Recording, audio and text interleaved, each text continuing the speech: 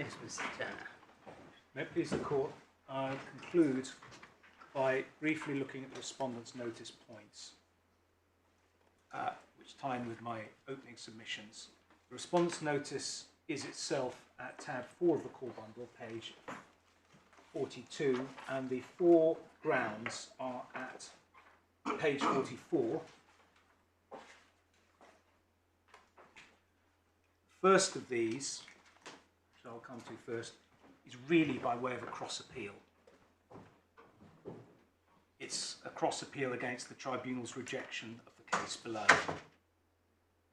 The remaining 3 are proper Respondents' notice points, and they deal with the Environment Agency dimension. Are you complaining that it's a cross appeal? I'm not going to complain. I'm merely, in the interest of accuracy, pointing out the position. I'm not raising a technical point. So I'll start with ground 1. Contravention of a condition of appointment is an essential ingredient of the alleged abuse of dominant position. That is developed in the Respondent's skeleton, in the following tab 5, at paragraphs 18 and following. In hard copy, that is on page 59. Now here, I have already in argument dealt with our essential point. If you focus on paragraph 20 at the foot of page 59, you see this. It's clear from the claim form that A, the fact that the respondent had an obligation to report accurate and complete information to Ofwat is an essential ingredient of the proposed claims. First point. B, the allegation that the respondents failed to comply with that obligation is an essential ingredient of the claim. And they go on that this is confirmed by the appellant's skeleton argument, which says, in relation to the provision of misleading information to Ofwat, it is true that Act may have contravened the conditions of appointment as well as the Chapter 2 prohibition, and also that the defendants would not have infringed Chapter 2 if they had complied with the licence conditions, requiring them to provide accurate information to Ofwat. And from that, they say it is therefore an essential ingredient of the proposed claims that the respondents are alleged to have contravened the obligation to provide accurate information to Ofwat pursuant to the conditions of appointment. And then they add the causation point, absent such contraventions, the appellant accepts there would be no breach of the Chapter 2 prohibition. So my short observations on this are as follows. First, focusing on paragraph 20A in the first part of 20B, there is a confusion of the essential legal context in which the misleading statements to Ofwat have been made.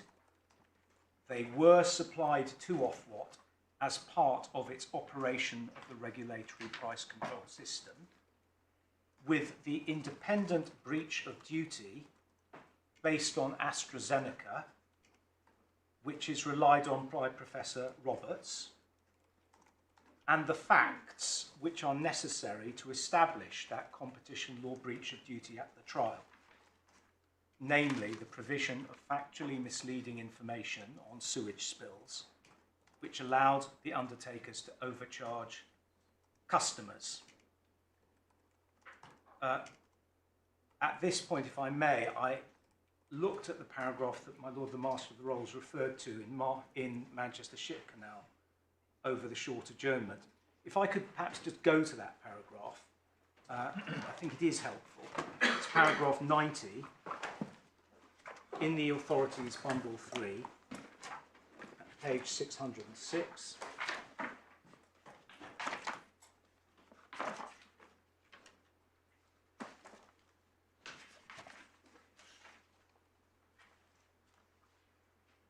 As Lord Hoffman explained, statutory enforcement procedure does not exclude common law remedies for common law torts. Mr. Marchett's difficulty was that he had no cause of action at common law. Thames had not created or adopted the nuisance caused by the escape of sewage onto his property. They were said to be liable because they'd failed to take reasonable steps to avert a nuisance by constructing a new sewer. This was said to amount to continuing the nuisance in the sense explained in the Sedley Dendril case. And then this, an essential ingredient of the cause of action was accordingly that Thames were under a duty to construct a new sewer. That cause of action was excluded by Section 18 of the 1991 Act, consistently with the long-established position that there is no common law duty to build public sewers. And I draw the distinction here because there is, this is not about a long-established position about there being no other independent duty. The competition law duty is the independent duty that is engaged on the facts that I've described.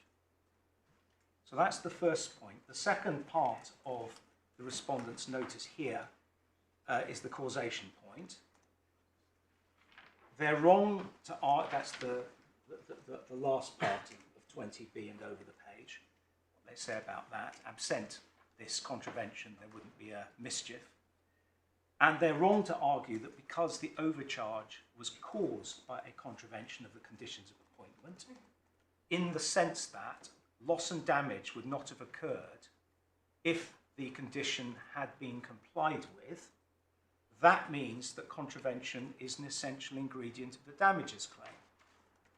This line of reasoning was laid to rest decisively in Manchester Ship Canal, and I'll simply give you the references because we've essentially been there already.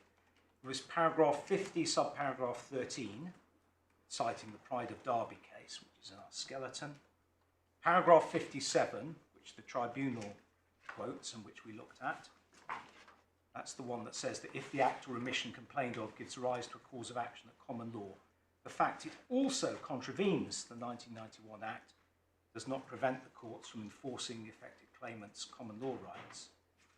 Paragraph 89, which I also took you to, which is where it was said to be noteworthy by two of the House of Lords judges that matters complained of were directly covered by statutory duties in that case, yet still the claim was not excluded. And paragraph 105, which we looked at, letter G, which is the comments on Marchich. That is all at this point that I will say about their first respondent's notice point, essentially to say that the tribunal was wrong to reject their submission. The remaining three address the Environment Agency case, and it's convenient to start with the fourth, respondent's notice ground 4, which you find, perhaps if we have their skeleton, it's dealt with extremely briefly, at paragraph 49 on page 71 of the core bundle. And the way they put it, it's very condensed. In accordance with ground 4 of the respondent's notice, the appellant hasn't pleaded any freestanding case, in the alternative or otherwise, that relies solely on alleged misreporting to the Environment Agency, but not Ofwat. Therefore, if the claims against Ofwat are excluded by virtue of section 18.8, there is no basis for the pleaded claims to proceed.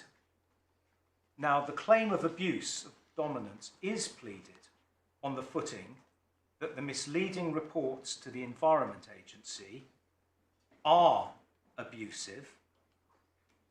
They feed through into the Ofwat price control, and to that extent, they are not detached from that part of the case, as my Lord Justice Zacaroli pointed out, but they were the central input to Ofwat's price control. Ofwat fell in behind the agency, and I gave you the reference before lunch in Ofwat's skeleton to paragraph, this is for the hearing below, to paragraph 15.2, which is on page 272 of the supplemental bundle. If I may, given the nature of this respondent's notice point, I will take you back to the pleading just so that you can see again the way that the Environment Agency case is pleaded. So that is in supplemental 3.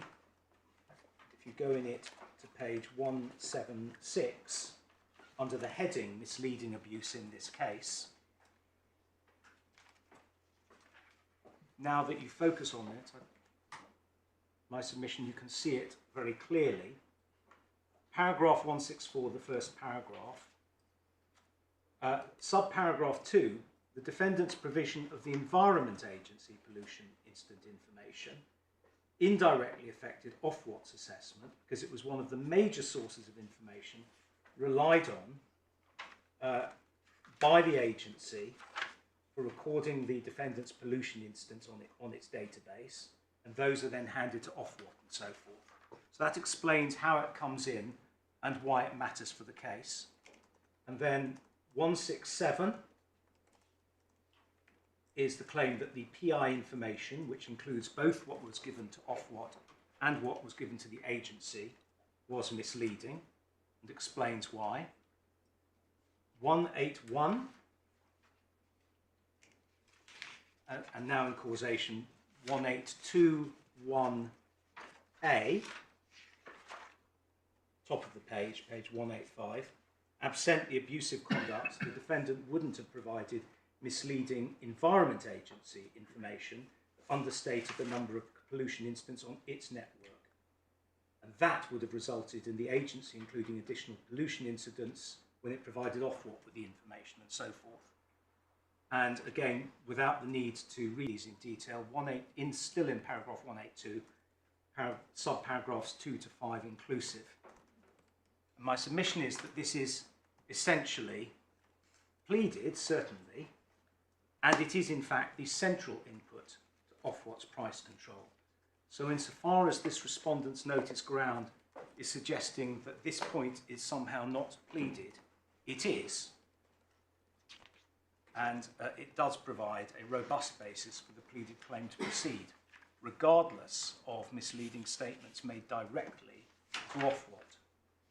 The two remaining grounds are grounds 2 and 3. Respondent's notice ground 2, you see covered in the skeleton, my learned friends, at paragraphs 44 to 47 on page 70 of the bundle. And essentially, the point is that any claim for abuse in relation to the provision of misleading information to the agency is precluded by the principle of construction that where legislation creates an obligation and enforces its performance in a specific manner, there's a general rule that performance cannot be enforced in any other manner.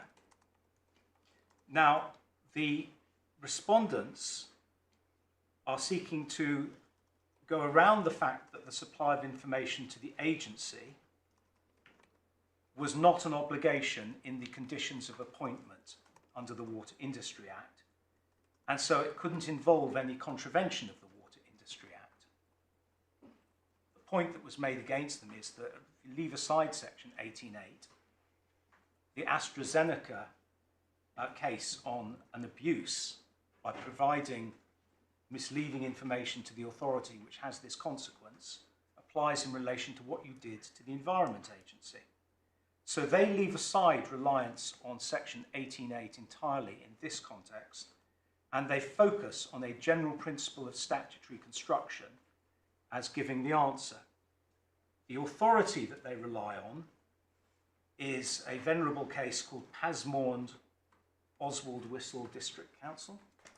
And this is one of the cases that was discussed by the Supreme Court in Manchester Ship Canal. And I think all I need to do is show you the brief discussion of it by the Supreme Court. You see that if you pick up the case again on page 589 in the authorities bundle.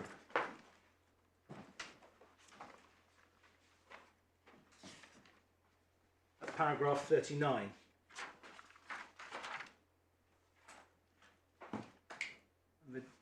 Supreme Court states, paragraph 39, approach taken in these cases was upheld in Pasmore and Oswald Whistle Urban District Council, where a manufacturer sought a writ of mandamus to compel the local authority to construct adequate sewers to drain the liquids emanating from his factory. House of Lords rejected the claim, holding that the statutory duty of the local authority to make sewers effectually to drain the district couldn't be enforced by an application for mandamus. The only remedy was a complaint to the Local Government Board under Section 299 of the 1875 Public Health Act.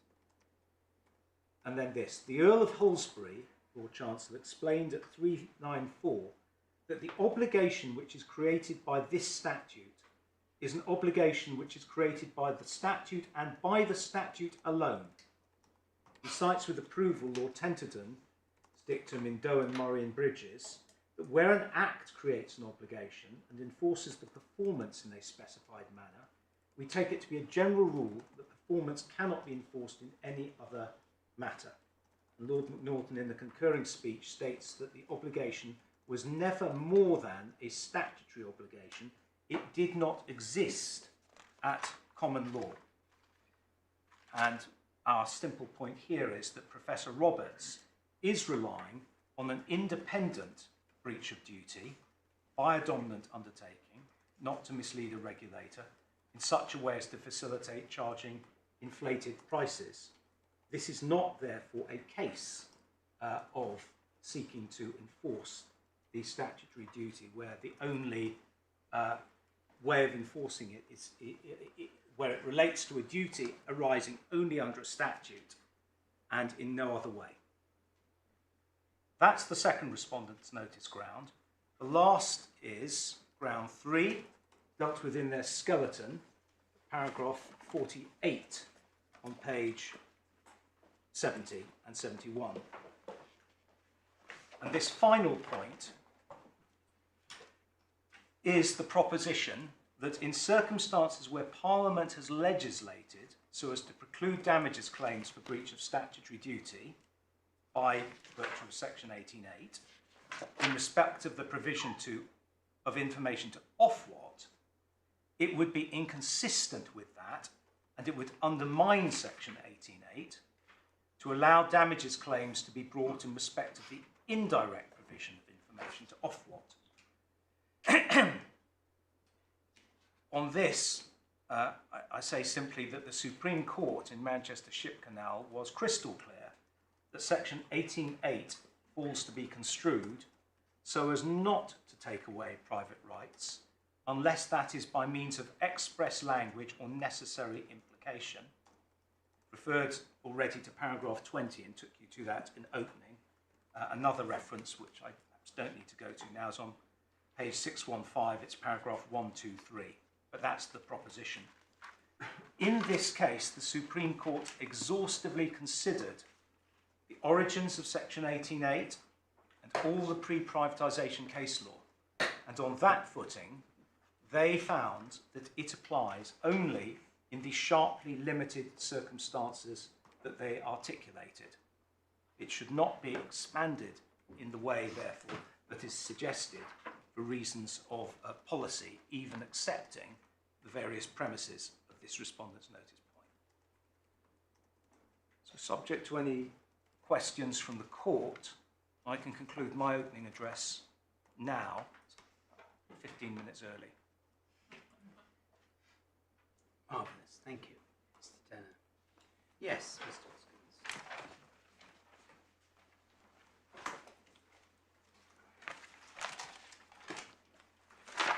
Good afternoon.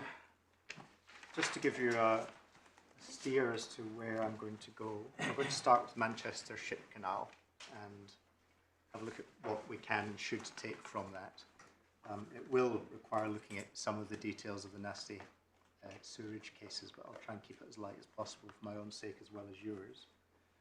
Secondly, I'm going to look at what actually is the nature of the cause of action that's relied on in this case, because the refrain you've heard repeatedly is it's a competition law cause of action. But I'm going to show you that it's not quite as simple as that when you look at what AstraZeneca says that one has to do to establish the sort of abuse that's being relied upon. In particular, the need to look at the context in which the allegedly misleading statements are made. My third port of call is going to be the claim form itself, because when one reads it, it's quite clear that it relies upon a contravention or contraventions of the conditions of appointment to report accurately. I'll take you through it. It's just a question of looking at the paragraphs, but there is absolutely no doubt about that when it's properly analysed. Fourthly, I'll look at the Tribunal's judgment. We say it was right to say Section 18.8 applies because of the causation issue, and you have our Respondents' notice / cross appeal point. And finally, I'll deal with the Environment Agency. So first of all, Manchester Ship Canal, Authorities Bundle 3, tab 14.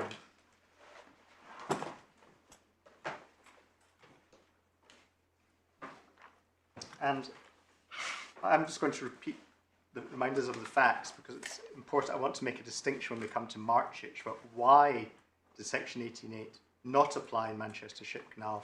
Why did Section 18.8 apply in Marchich? And you'll see the head note between C and D.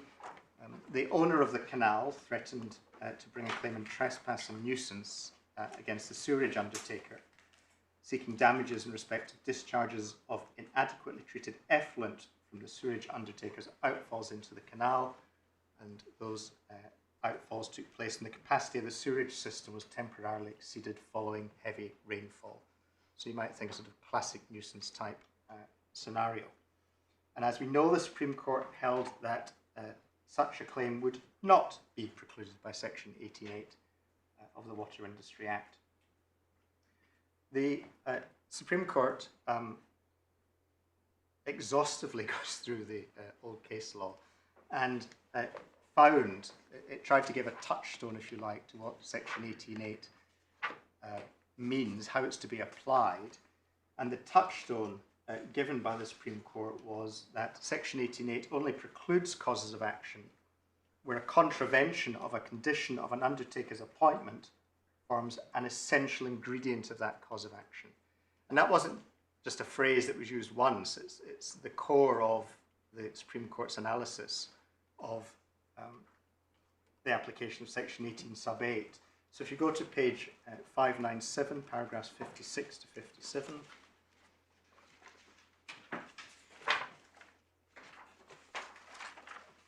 Sorry, which paragraph? so paragraphs 56 and 57. Thank you.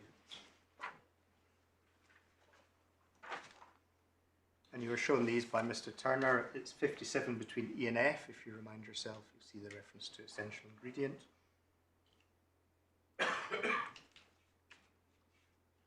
The touchstone of the test that the Supreme Court says is the manner in which Section 18.8 to be applied is repeated at paragraph 124 on page 615.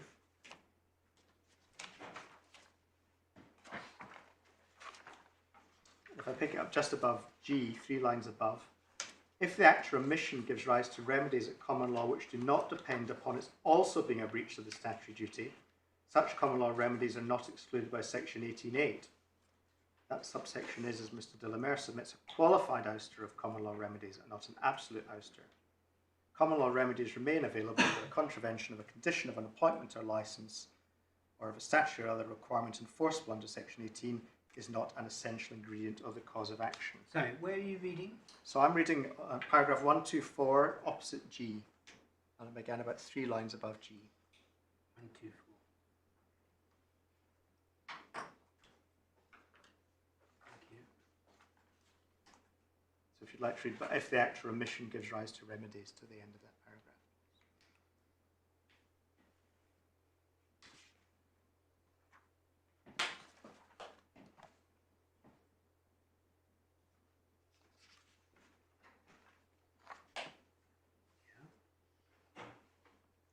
And then to similar effect, paragraph 133 on page 618, between D and E.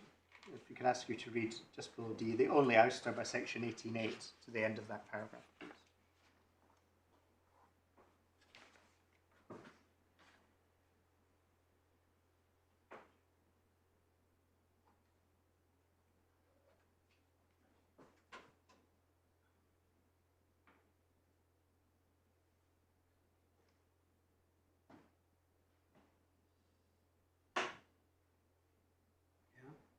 So that is the test that the Supreme Court established for the application of Section 18 sub 8. And in our submission, that's the test for this court to apply. Now, an alleged contravention of United Utilities conditions of appointment in Manchester Ship Canal case was not an essential ingredient of the proposed causes of action. And if I can make that good by first of all showing you paragraph 6 at page 578.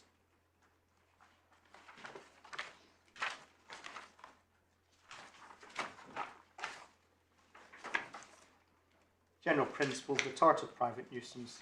In general terms, the tort of private nuisance is committed where the defendant's activity or a state of affairs for which the defendant is responsible unduly interferes with the use and enjoyment of the claimant's land. And then paragraph 109 at page 611.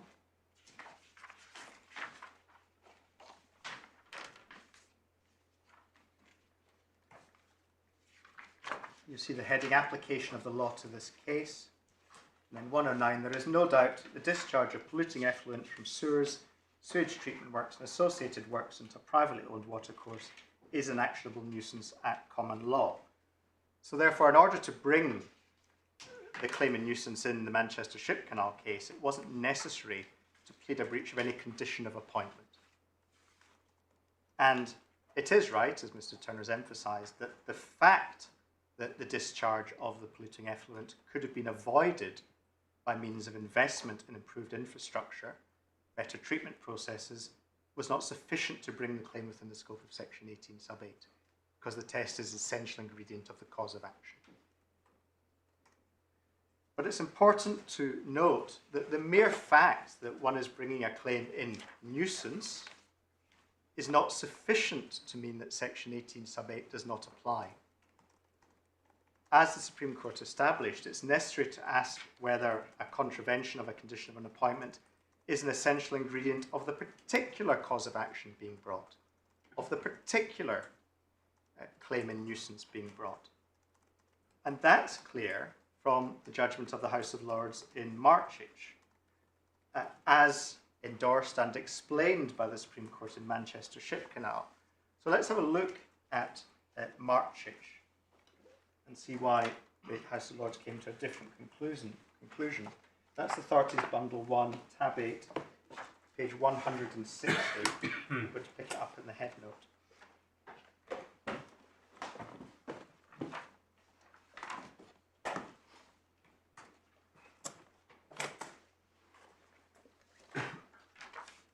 So you see the head note begins, since 1992 the plaintiff's garden had repeatedly been flooded and his house adversely affected by sewage discharged from sewers operated and maintained by the defendant.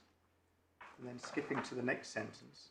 The flooding was caused by the overloading of a section of the sewerage system which the defendant had inherited from its predecessor. And then 2 lines below E, in the middle of the page.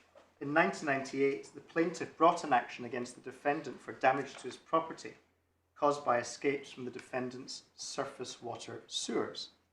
Now, reading that, you might think, well, again, this is a straightforward nuisance case because there's effluent escaping from one bit of land onto another bit of land. But the House of Lords held that on a proper analysis of Mr. Marchich's nuisance claim, it was precluded by Section 18 sub 8 of the 1991 Act. And Mr. Marchich had sought to avoid the application of Section 18 sub 8 by bringing the claim in nuisance. And you'll see the way in which Mr. Marchich tried to avoid Section 18 sub 8 in the opinion of Lord Nichols. If we pick it up at paragraph 18 on page 171.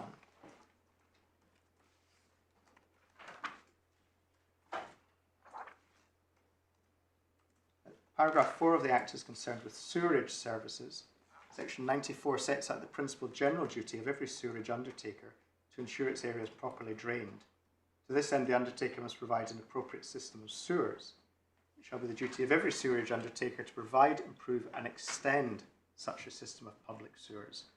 and so to cleanse and maintain those sewers as to ensure that that area is and continues to be effectually drained. And then if you look at paragraph 21, I think the easiest thing, the quickest thing is if I could ask you to read paragraphs 21 to 22, you'll see how Mr. Marchich sought to avoid section 18.8 being applied to his claim.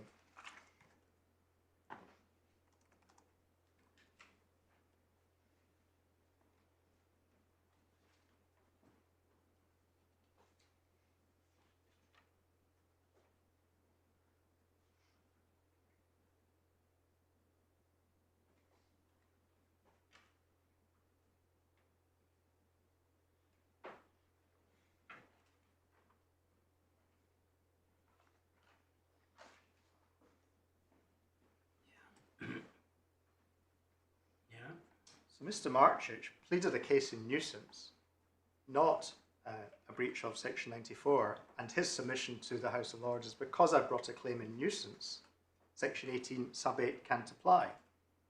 And that was rejected. If we go to Lord Hoffman's opinion at paragraph 53,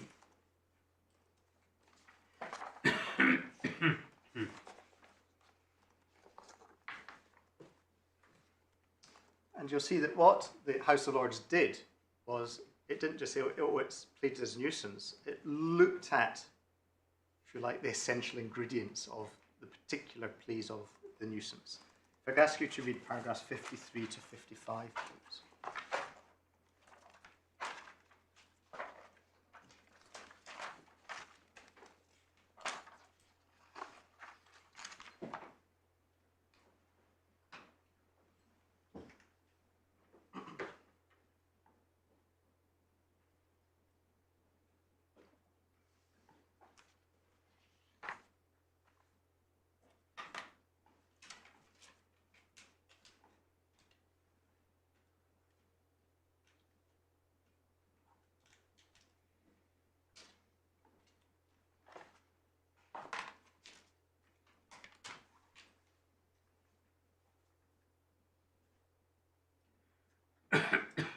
Yeah.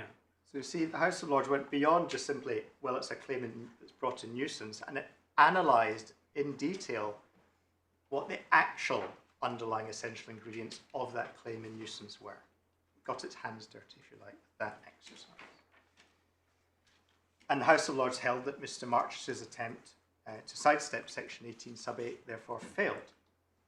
Now in Manchester Ship Canal, the Supreme Court expressly considered whether to depart from Marchich, but decided not to. And in our submission,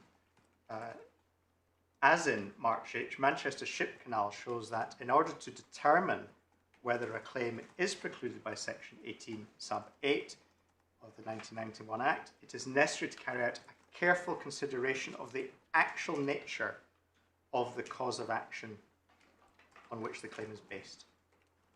And we see that if we go back to Manchester Ship Canal, Authorities Bundle 3, tab 14, I'm going to pick it up page 602, which should be around paragraph 82.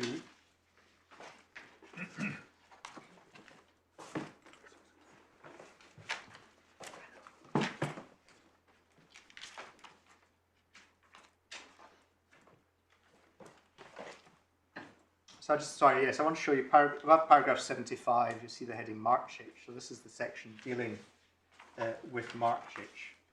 And then if we go to paragraph 82 on page 604,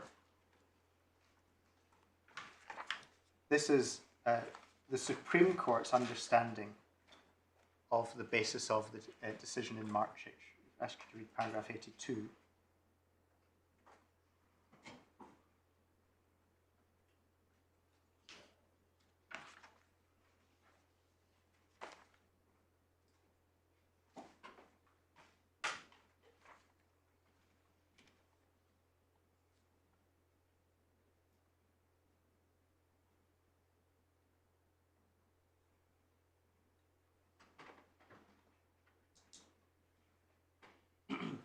And you'll see that the crucial point is that the relevant question is not whether the flooding could have been prevented by building new sewers. The relevant question was whether it was an essential ingredient of the actual cause of action being advanced that the undertaker was in breach of its duty to build new sewers.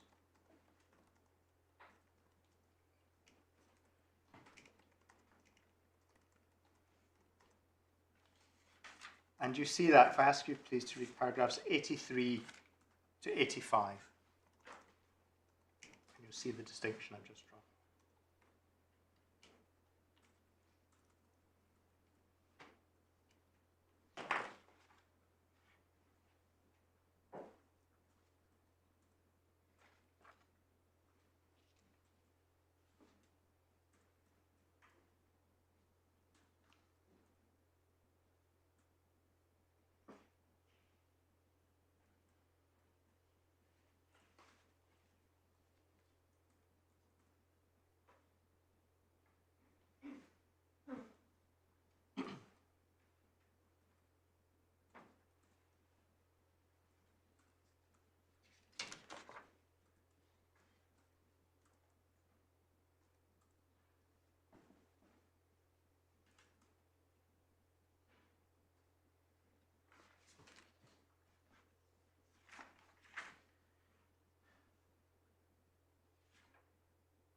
And so when determining the application of section 18 sub 8, it's necessary to consider the ingredients of the particular cause of action or claim being advanced.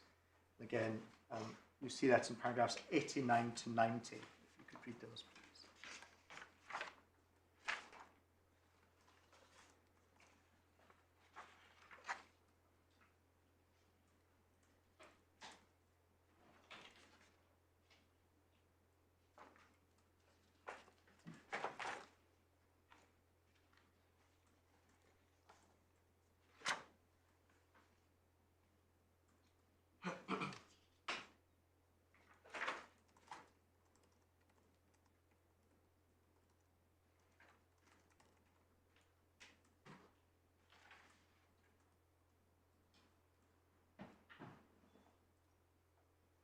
Yep. And if you go please to paragraph 135 on page 618, you'll see the heading, whether the decision of the House of Lords in Marchich can be distinguished from the current case. And the Supreme Court said, the court... 125. 135, sorry.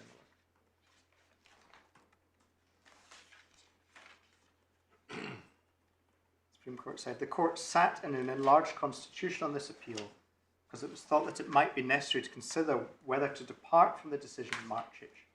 In the event, however, it is clear that the decision can readily be distinguished. And if you read paragraphs 135 and 136, you'll see the Supreme Court's reasoning for why it was appropriate to come to a different conclusion in each of those cases.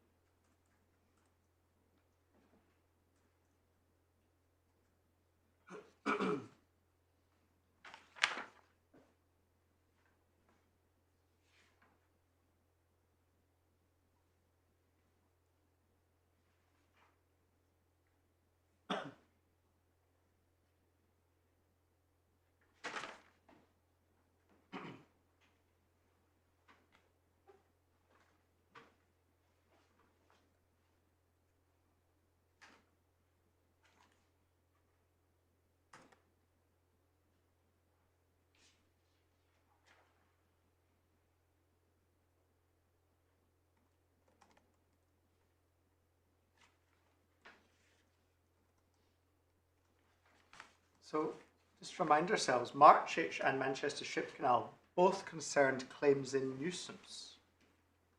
And the application of section 18 sub 8 depended upon analysing the essential ingredients of the particular claims in nuisance that were being brought.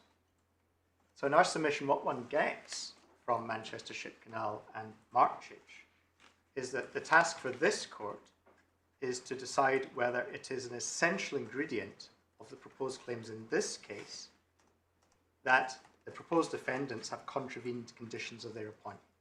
Well, do you accept that neither of the two cases is precisely on all fours with this case? Absolutely. The reason I take you to them is for the reason I've given. You can't. So the question raised by this case is whether if an essential ingredient of the facts alleged to sustain the cause of action is a breach of the condition, but there is a freestanding cause of action which doesn't depend on it being a breach of the condition, whether the exclusion applies.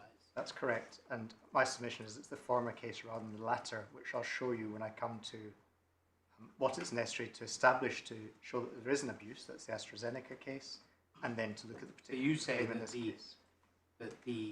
there would be no cause of action without establishing the breach of the condition in this case. Without relying on the contravention of the condition Relying to on the report accurate contravention. information. Yes, In the abuse of the dominant position claim.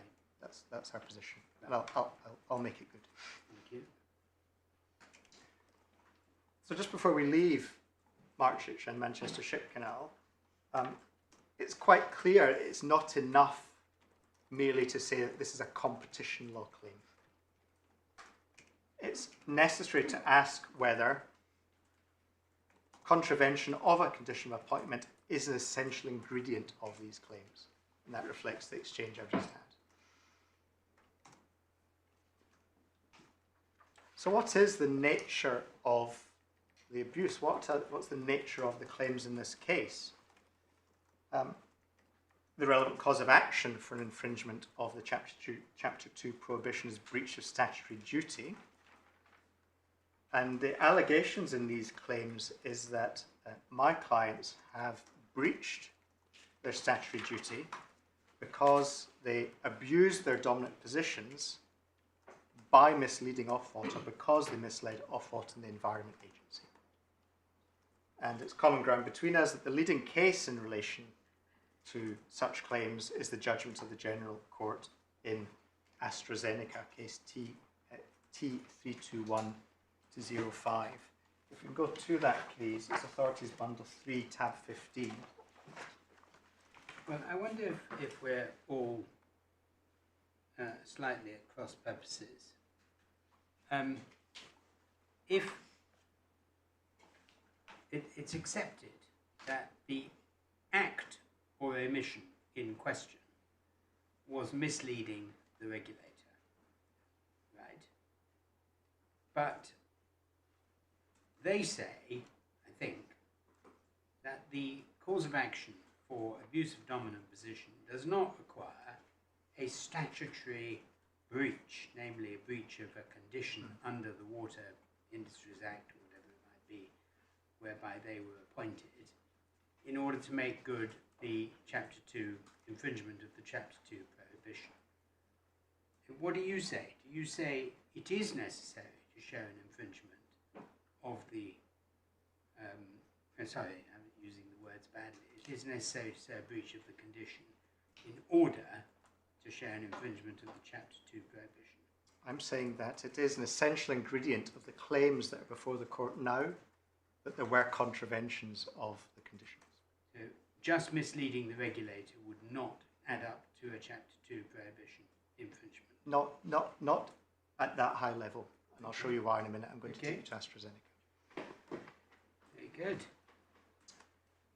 Authorities Bundle 3, tab 15, paragraph 357 at page 698. Sorry, I didn't get the bundle. So that's right. Authorities Bundle 3, tab 15, para 357 at page 698.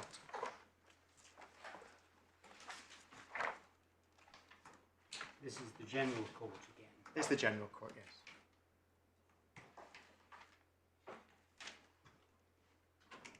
And the court held, the court would point out that the question whether representations made to public authorities for the purposes of improperly obtaining exclusive rights are misleading must be assessed in concreto, and that assessment may vary according to the specific circumstance of each case.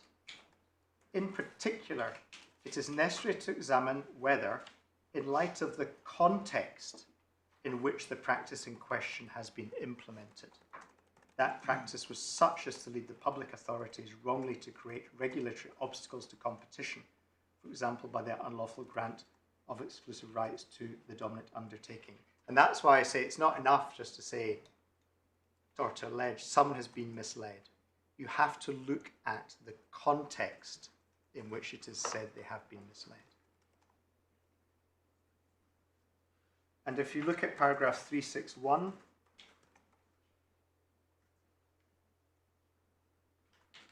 the General Court repeats that point. If you read 361, and it's the penultimate sentence that I particularly rely on. I find this, I don't understand what in concreto means. In concrete, does it? I mean, what does it mean in English? It means in light of the context in which the practice in question has been implemented. It means in the light of the specific circumstances and context of each individual case. Okay, well, let me write that down. I don't see that. Well, don't take, you can, that's the language that the court itself uses in paragraph 357, and as you'll see when you read 361, it's also what it says there. So it uses the phrase in concreto, and then it explains what it means. Well, does it? So it says, I mean, I'm sorry to take this slowly. No, I don't understand a word of this, so unless we try and understand it, I'm very happy to take it. We're not going to get anywhere. Absolutely. The court points out that the question whether representations made to public authorities for the purpose of improperly obtaining exclusive rights are misleading, so that's just the question of whether the representations are misleading, must be assessed, you say, on the circumstances, and will vary. It's necessary to examine, but this is all as to whether things are misleading. It's necessary to examine whether in the light of the context, blah, that practice was such as to lead the public authority wrongly to create regulatory obstacles to competition. So how does that help us in this case? This is all about whether it's misleading for the purposes of a Chapter 2 prohibition. I'm going to come back. I'm going to come on to that. I mean, I'll jump ahead if you like. Jump ahead. I'm keen to take it slowly as well. What's your next paragraph? 361, Right. penultimate sentence. The question whether these representations That's right. must be assessed in the light of the specific set. Well, we've got that point. Yeah. That's right. Yeah. Next. And it's the same point, so you're not going to thank me for it. I'll give you the reference, the final sentence of paragraph 375. 375. My point is, again, this is a fundamental part of the test for establishing whether there is an abuse by means of misleading a regulator. Looking at whether it is misleading in this specific context. But just on the facts of this case, you're not saying, well, are you saying that the fact that the information is misleading can only be determined here by reference to the wider context? I mean, the information was either correct or incorrect, wasn't it? Well, one of the submissions I'm going to make, I'm going to take you next to the claim form, and then I'm going to make 3 submissions about why breach of the conditions is an essential ingredient in this case.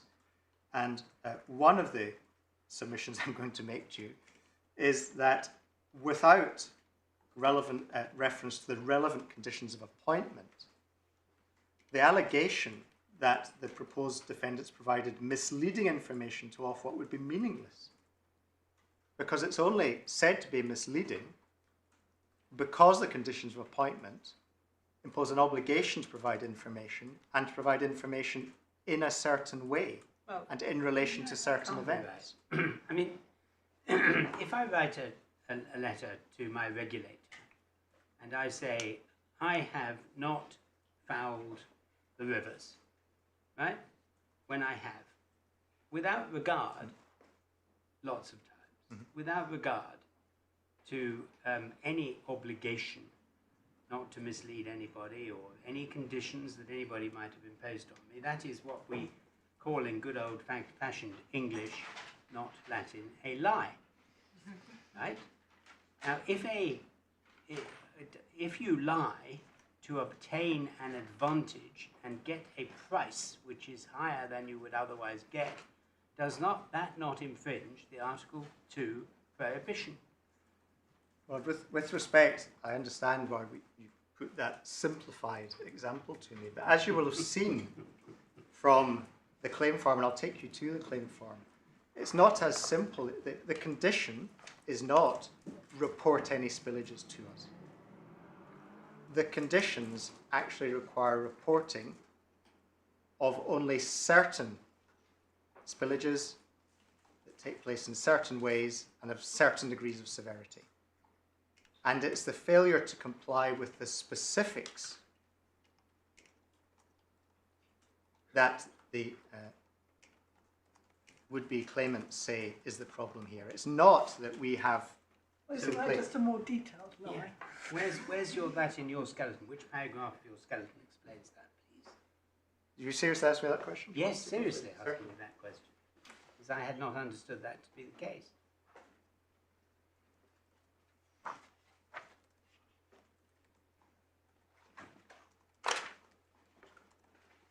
I'm not suggesting it doesn't, I'm just asking. Sure. No, I'm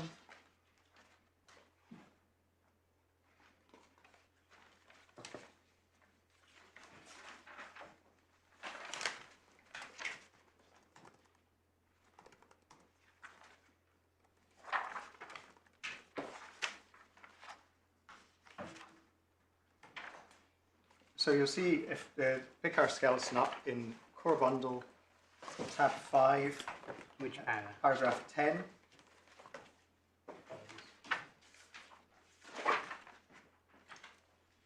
And I've taken you to that, and then you'll see the heading, the proposed claims, paragraphs 11 onwards refer to the particular paragraphs of the claim form, which I am about to take you to, and make the point that the allegation that we feel provide accurate information is accurate information by reference to what we were, according to the claimants, required to provide. It's entirely contextual.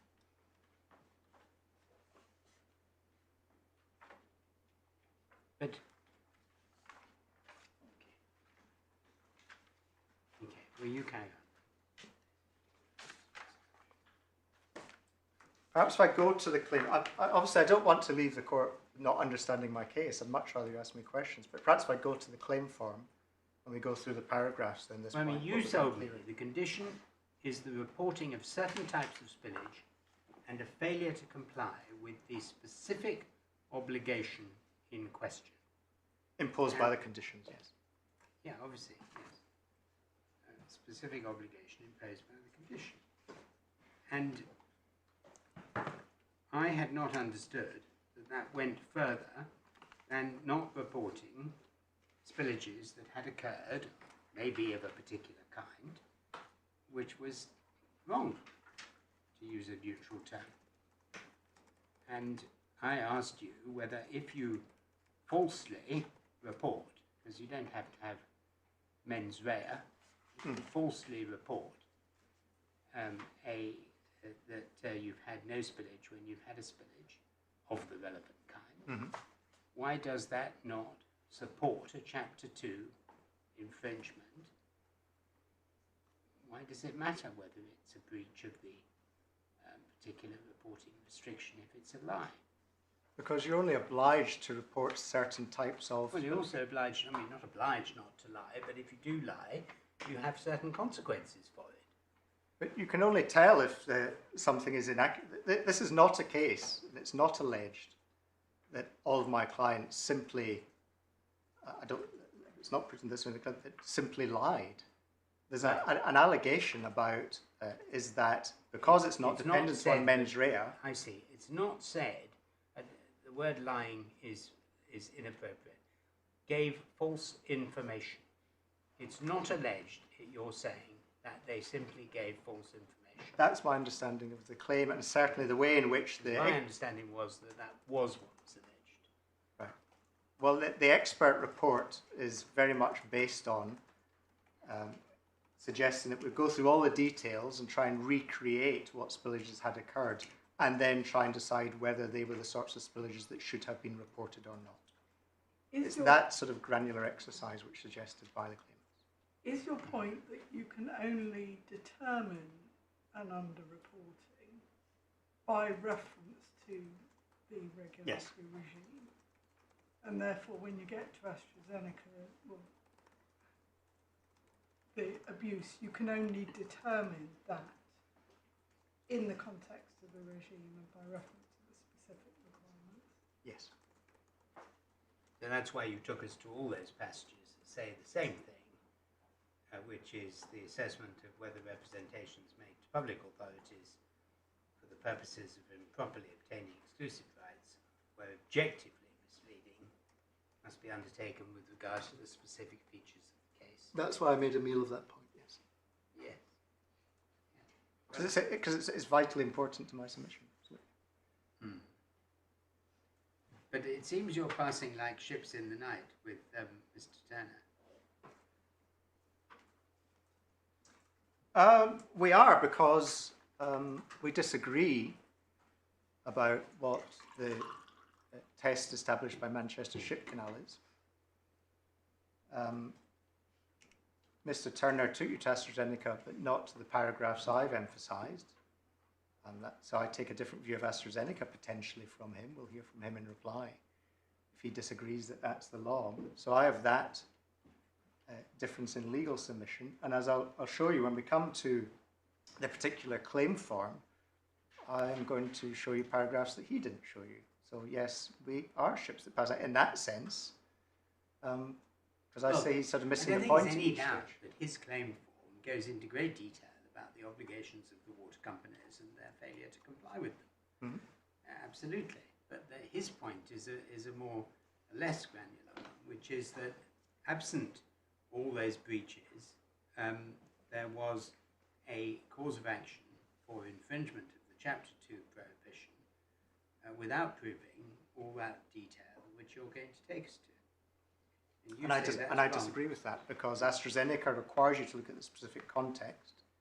And I'll show you that the claim form in the section on abuse specifically relies on contraventions of the condition. It may do, but that's not the question. The question is not whether it relies on the breach of the condition. It's whether there is a I think we agreed this a minute ago. It's whether there is a freestanding cause of action for infringement of the Chapter 2 prohibition without demonstrating any breach of the condition. That's the question, as I understand it. And then might even be common ground. No, in this case, I do need to go to the claim form, and maybe that will help put some context on my submissions. But is it common ground? Do you agree with me, or with what I've asked you, that if it can be demonstrated that there is a freestanding cause of action for infringement of the Chapter 2 prohibition without demonstrating any breach of the condition, then the claim can proceed? I think I would agree with that. And the crucial point is... Don't be too forthcoming, Mr. Hoskin. No, but let me finish. Well, I'm trying to help. But my point is that... Well, I'm taking it that I'm going to write down in a minute you do agree. Well, can I finish? Yeah. Our point is that take the AstraZeneca test, look at the context in this case. There is only, as Lady Justice Falk summarised it to me, there is only misleading in this case by reference to the conditions of appointment. And so you have to say you have failed to comply with your conditions of appointment to establish the misleading aspect of this case. But all I asked you was, if that's not correct, in other words, you don't need to go through the conditions of appointment and the breach thereof in order to reach liability for infringement of the Chapter 2 prohibition, then you would fail. If you could plead a claim which made no reference to the provision of information pursuant to the conditions. Not no reference to, but it has to be an essential ingredient, right? Yes, absolutely. Yeah. But But there are if the essential ingredient doesn't need to be there, then it's not an essential ingredient. sorry, but my submission will be that the essential, it does have to be there in this case, because it would be meaningless in context to say you have misled the regulator by providing all this information. And the question would be, well, but you misled get by my reference point, to what? Mr. Hoskins, don't you? I mean, it's not rocket science. My point is, you may well have misled the regulator and be in breach of the condition, but you may also have misled the regulator and not be in breach of the condition and still be liable. And my point is, if that were the case. my point is, you can only make good an allegation that the regulator has been misled in a way which is relevant for these claims, for the purpose of the price control, by reference to what the conditions require to be reported. That's my case. That's a bit more complicated than what you said a minute ago. That depends on lots of detail about price control and the way it's operated. Anyway, I'll let you. No, I'd much rather you ask me. Understand my concern. I'd much rather you ask me the question. Can we go through the claim form? Yes, let's do that. I'll make my submissions about why it's an essential ingredient. And please, if you have questions, I'm sure you don't need my invitation to ask me them, but that's where I'm going to go. But that might put more context on it. Before you do, because you place a lot of store on paragraph 357 of AstraZeneca. That's your base point, really, for this, which is Yes. I just want to understand what you say is meant by the word misleading there. Because as used in that paragraph, it doesn't seem to be misleading in the sense of making a statement that is in fact not true, but misleading in the sense of causing the authority, the regulator, to take steps which lead to the anti-competitive outcome. So it's a much more nuanced or perhaps more developed meaning of the word misleading than most of us would think it means. It's just telling something which isn't true. Well, AstraZeneca, and I should point out I was in AstraZeneca, so but it was a long time ago, so you'll forgive me. Well, it's the words that follow that sentence you rely upon. In particular, it's necessary to examine whether, in the light of the context in which the practice in question has been implemented, the practice was such as to lead the public authorities wrongly to create regulatory obstacles to competition. That's right. So so AstraZeneca was about AstraZeneca were applying for supplementary patent protection, and one of the important pieces of information for that concerned the date upon which applications had been made in different member states. Yeah. And AstraZeneca adopted an approach which the Commission and the General Court found was not the appropriate approach. So they put forward dates which the court said were not appropriate. And there was also a situation in which AstraZeneca made these applications on a particular basis, became aware in particular countries that that basis was not justified, and did not go back to the Commission and correct the position. So from my recollection, those are the two sorts of misleading that was taking place in AstraZeneca. So what is the answer to the question? What's meant by the word misleading in that first sentence? But I think this is in, for example, 357 and the other two paragraphs I've shown you. What the court is trying to do is set down a basic test for establishing whether there is an abuse by misleading a regulator. And it's not, that test, or the way in which it's to be applied, is not premised upon a particular type of misleading. So the crucial question you have to ask yourself is, has the regulator been misled? And if so, how? But why are we not looking at dozens of other cases that explain how you infringe Chapter 2? I mean, I've done countless cases of infringement of Chapter 2, and they're not about misleading regulators. They're about all sorts of other things, misleading all sorts of other people. Well, not misleading, that's the crucial point. Not even misleading, doing all That's sorts right. of other bad things. That's right. Right, now, so why are we looking with such focus on the facts of misleading patents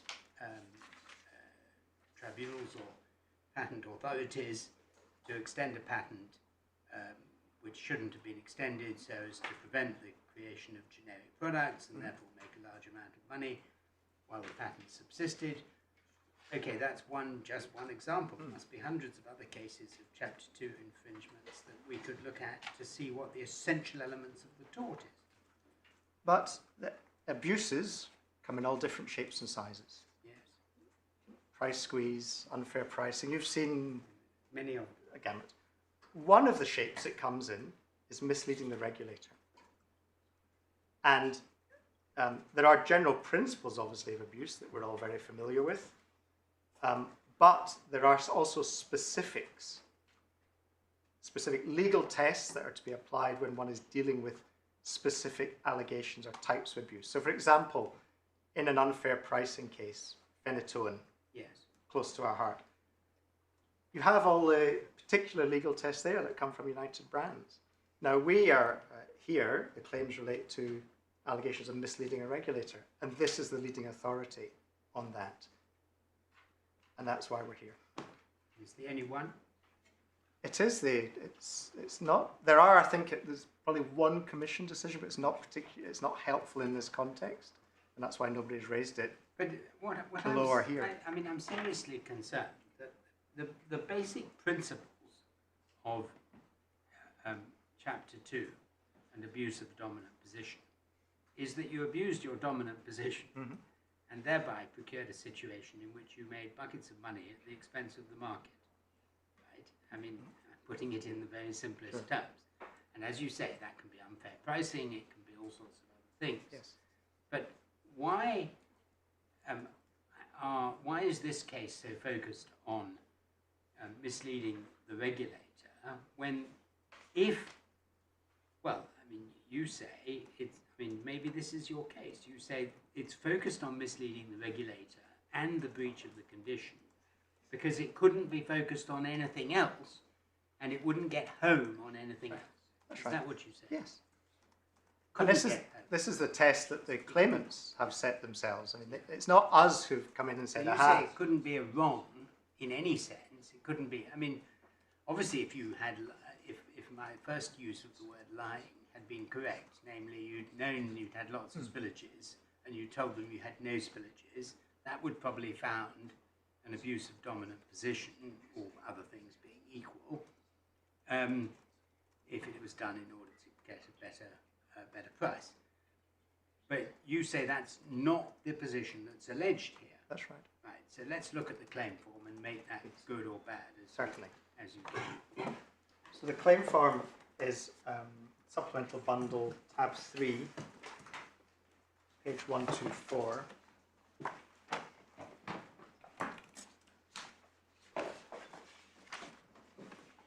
And if I begin at paragraph 3, the PCR contends the defendant has committed and continues to commit an abuse of a dominant position in breach of section 18 of the Act in providing misleading information to the EA and Ofwat, and that's defined as the infringing conduct. We go to paragraphs 8 and 9 on page 130.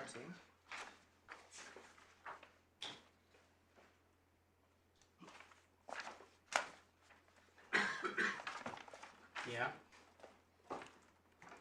And if I ask you to read those, please. 9. 8 and 9, 8 please. Sorry.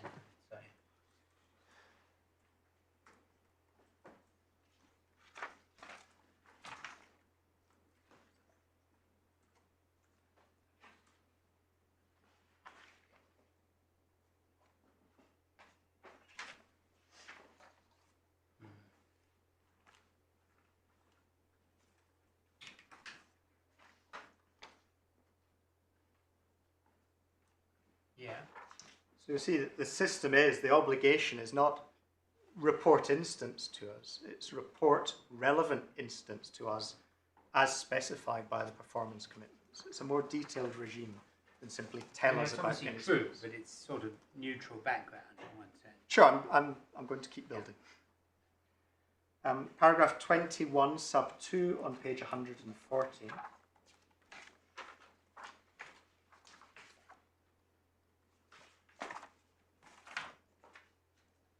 The defendant has abused its dominant position by providing misleading information to the EA and Ofwat concerning the number of pollution incidents on its network relevant to the PR14 and PR19 price review performance commitments. So again, it's not simply you've lied about the number of spills or you haven't reported all the spills. It's you haven't reported the spills that you were required to report, which are relevant to PR14 and PR19. That could be read in both ways. It could be read as you have objectively simply given them false information, namely you've said the number of pollution incidents was less than it actually was, or it could be read as meaning you were obliged to tell them of PR14 and PR19 ones and you didn't. It has to be the latter because those are the only ones that are relevant to the price control. Right. And you'll see that if you read the rest of the sentence, which led Ofwat to permit the defendant to charge higher prices for sewerage services. Okay. So it's only the particular types of spill that are relevant to the price control that have to be reported and have said not to have been reported accurately. Mm-hmm. On page 147, you'll see the heading here, just so we know where we are in the claim, is factual and regulatory background. So we are in a background section. Paragraph 105.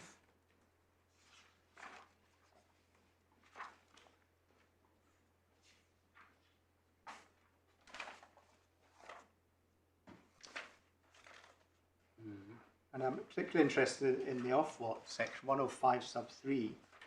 The defendant was and is under legally binding obligations to report equivalent information to Ofwat. As part of its price reviews, Ofwat imposed on the defendant targets based on the number of pollution incidents in specified categories that the defendant was expected to report to the EA under the EA guidance. Then B, under its licence conditions, the defender was under a legally binding obligation to report accurate and complete information to Ofwat relating to the number of pollution incidents on its network relevant to those targets. As a result, failure accurately and completely to report such pollution incidents to Ofwat in line with the approach set out in the EA guidance constituted a breach of the defendant's licence conditions. So you see the specificity of the obligations which are imposed and which are said not to have been complied with. And then paragraph 120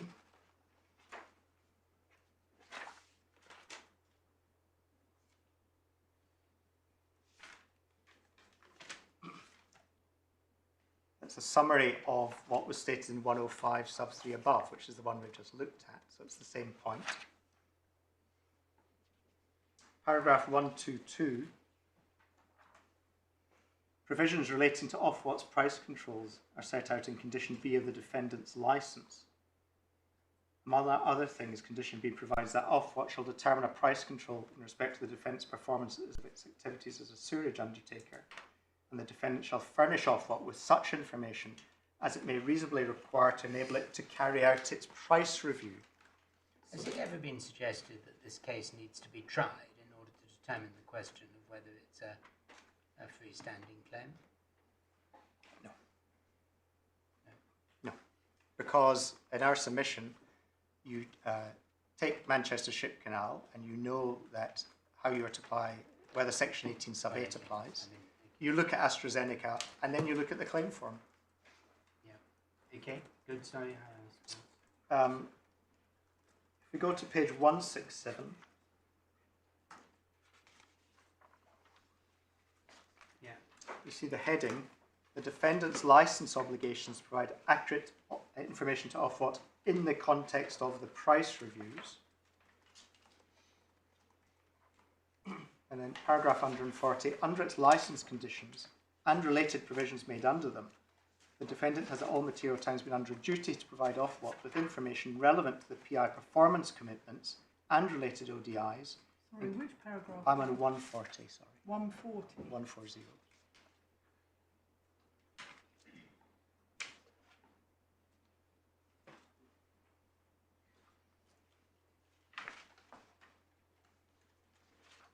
And then 141 to 148 identifies the various conditions which are relevant or impose obligation to provide certain categories of information. And you'll see at 148, that information, i.e. the information which is required to be provided pursuant to the particular license conditions, is defined for the purposes of the claim form as the Ofwat PI information.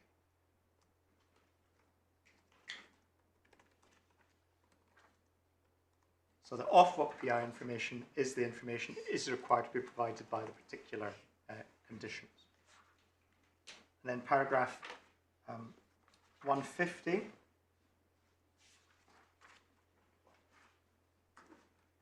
In summary, at all relevant times, the defendant was under an obligation pursuant to its license conditions to provide to Ofwat, in particular in its APRs, those are annual returns, the Ofwat PI information, namely information of the number of pollution incidents on its sewerage network, identified on the basis of the same approach as it was required to adopt for the purpose of reporting pollution incidents to the EA, relevant to its PI performance commitments, and to report such information accurately and completely.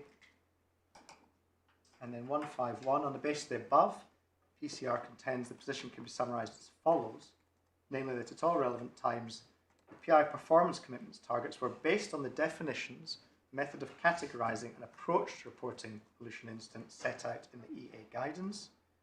2, it was an integral part of the defendant's obligations under its licence, and the RAGs, again you've seen those were annual returns, that it was required accurately to report the number of its pollution incidents to Ofwat on the basis of that approach. 3, discharge of those obligations, those specific obligations, was in turn a fundamental element in Ofwat's price review regime. And then we come to the particular allegation of abuse. Why is it said that there is an abuse in this case? You'll see at the bottom of page 170, above paragraph 154, heading C, abuse. And if we go to page 176, just above paragraph 164, you'll see the subheading, misleading abuse in this case. Well, there's two types of abuse alleged in 154, misleading a regulator and in all the circumstances of the case. In the circumstances of the case depend on the same allegations. I can show you that when we come to the end of this. Mr. Turner hasn't sought to rely on it, but it stands or falls with the first one. Which paragraph now? So I'd like to go under the subheading misleading abuse in this case. I'm at paragraph 164.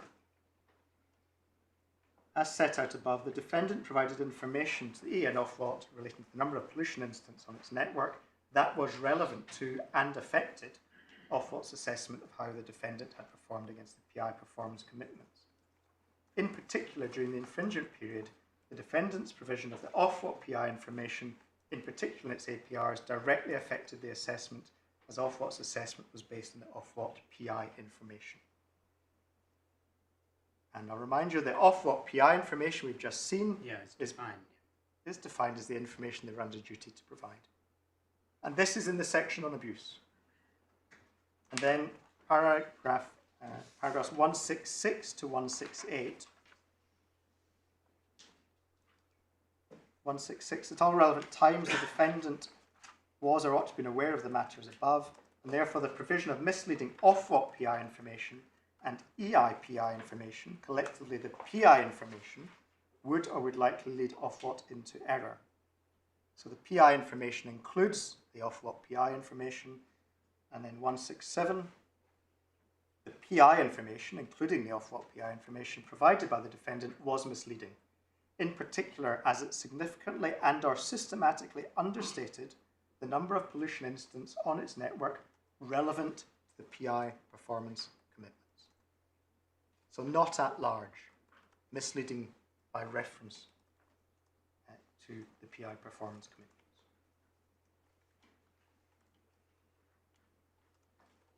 And then you can read 168, which is the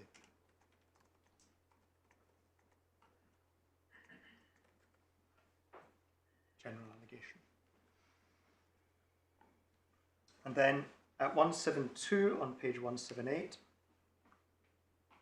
this conduct, the particular conduct we've been looking at on the part of the defendant, was abusive in light of the principles set out in the AstraZeneca case.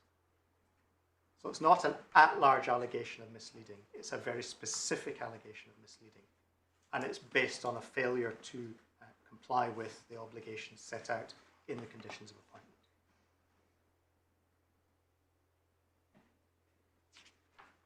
And then 173 sub 5 on page 180.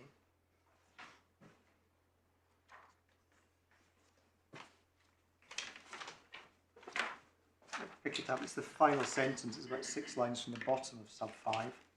In this case, the provision of misleading PI information to Ofwat has allowed the defendant to charge higher prices than would have been permitted by Ofwat to charge under the revenue allowances, etc. In circumstances where at all relevant times the defendant had an express responsibility to report accurate and complete PI information.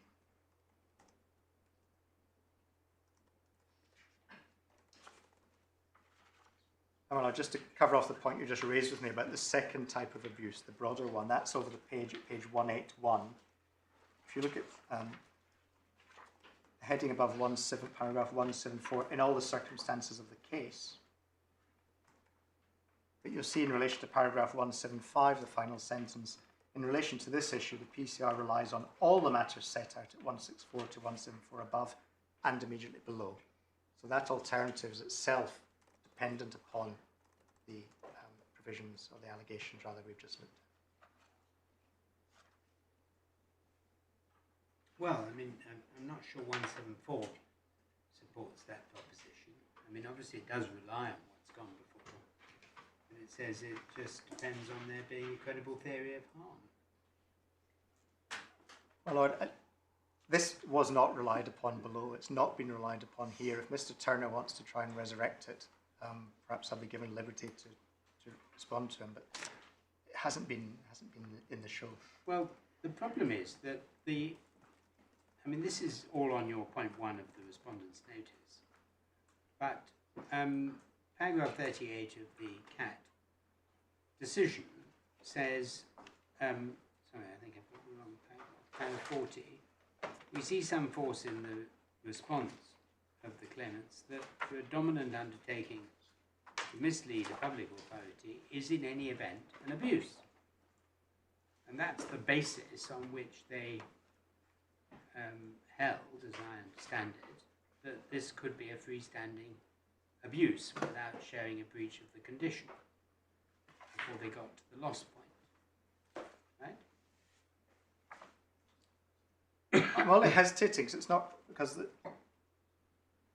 that sentence is somewhat equivocal. We see some force in. Doesn't appear to be a finding. That's why we may end up with a response of the Court of Appeal. They say, but the basis on which we find in the favour of that's right. Your favour is the loss point. That's right. So causation and loss. The point I'm making is they didn't expressly say our point was wrong. They say we can see some force in what the PCR says against it, and then they go on to find for us on a different ground. But I mean, how did the argument go below? I mean, did you make all these points that it was all absolutely dependent upon the particular details? Yes, that was our case below. And where's that reflected in their judgment? They've dealt with it all very, very briefly.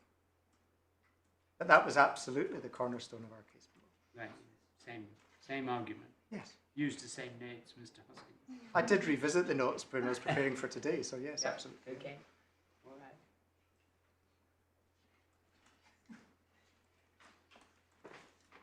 So let me just finish off with the claim form. We say it's clear that breach of the conditions which required the potential defendants to provide particular information to Ofwat is an essential ingredient of the proposed cause of action.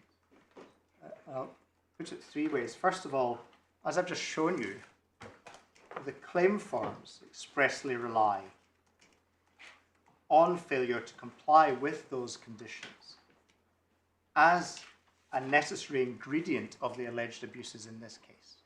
Well, it relies on the fact that the information wasn't provided. And that, in a sense, is the you'll say it goes further, and they actually rely upon the failure to comply with the conditions. But where is that? Where is it said that the failure to comply with conditions is itself a critical part of the abuse of dominance claim? I'm going to take you back to March, if you like, if I may, for a minute, because there what was looked at was what were the essential building blocks of that cause of action. And in our submission, that's what we've got here. You look at the essential building blocks of the cause of action. I accept, well, just to clear this out of the way, you don't have to make good a claim in abuse, you don't have to expressly say or prove a contravention of a condition. My point is that they themselves say there were contraventions of conditions, and that's what made the information misleading. So it's not so much it is an essential ingredient to the cause of action per se, it's that they say it is. It's an essential ingredient to their cause of action. Because it's in their pleading. As they pleaded. The critical question would be, what if we stripped out, or if they stripped out, all references to breach of the conditions in their pleading? Would it still be a sustainable pleading? I'm glad you asked me that question, because that's my second point, which is, without reference to the relevant conditions of appointment in the pleading, so strip them out, the references as you suggested, the allegation that the defendants provided, quote unquote, misleading information to Ofwat would be meaningless. Because, as we've seen from the claim form, and as must be the case, misleading in this context doesn't mean misleading at large. It means misleading in accordance with the obligation to provide information as required by the conditions of appointment for the purpose of Ofwat's price control regime.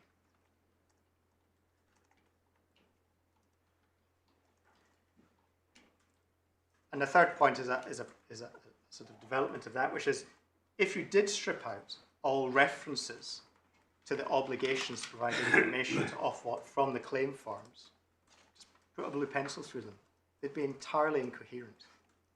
Well, I can see that it would be incoherent as currently drafted, but I can also envisage, as I've been putting to you all afternoon really, that there could be a claim that said, here is the information you water companies provided to EA and Ofcom.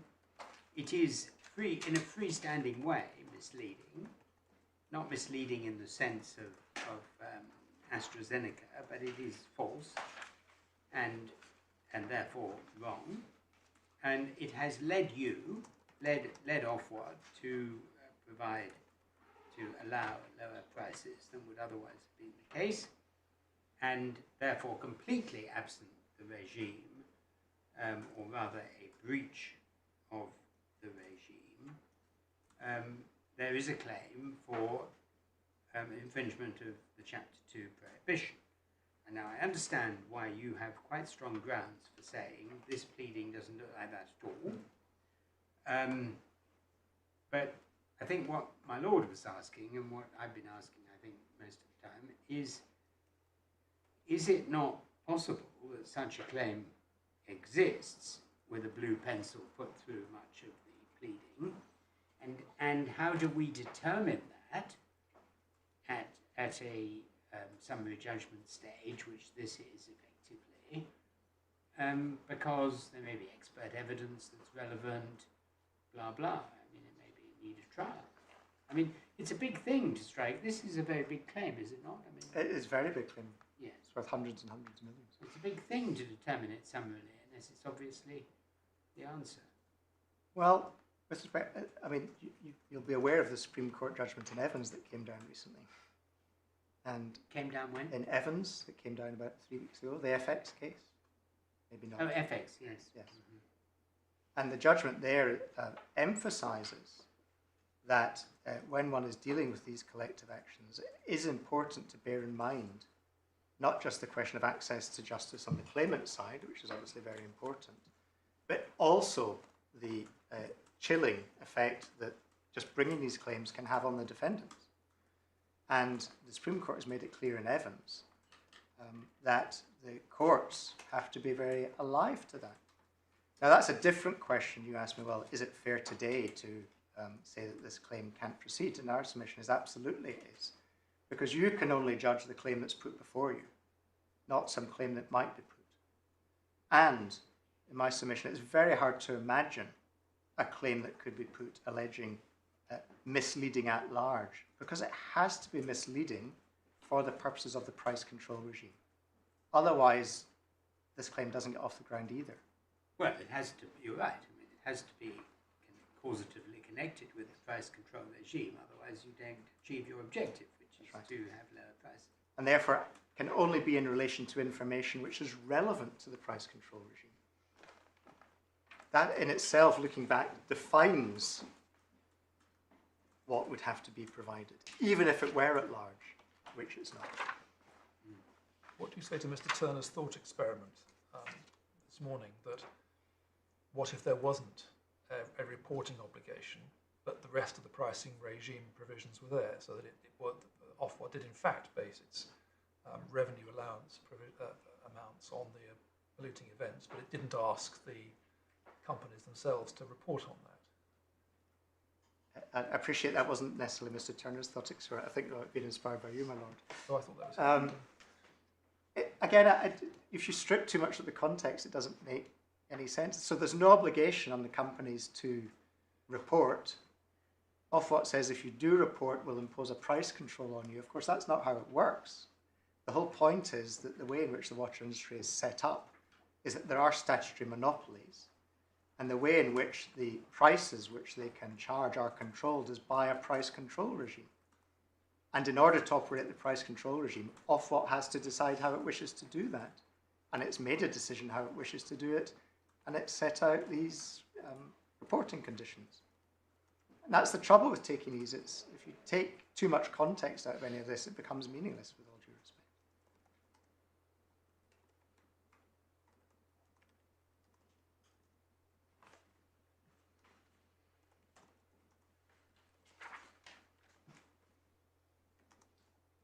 You have the Tribunal's judgment on this. It's paragraph 40. On this particular one, it's not even clear that the Tribunal made a finding. Core Bundle, tab 10, page 106.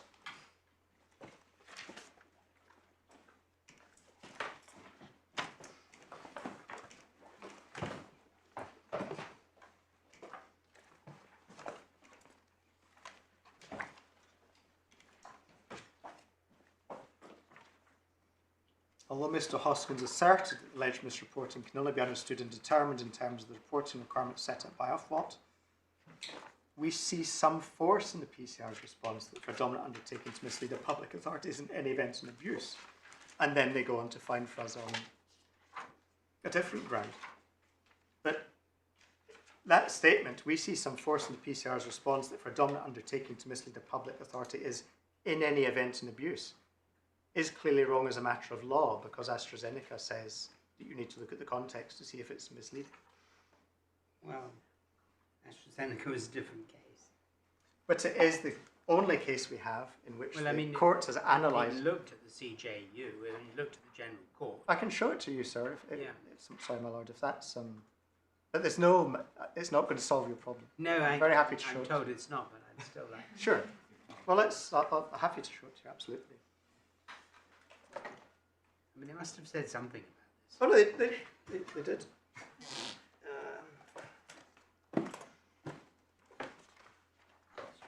So it's Authorities Bundle 3, tab 16.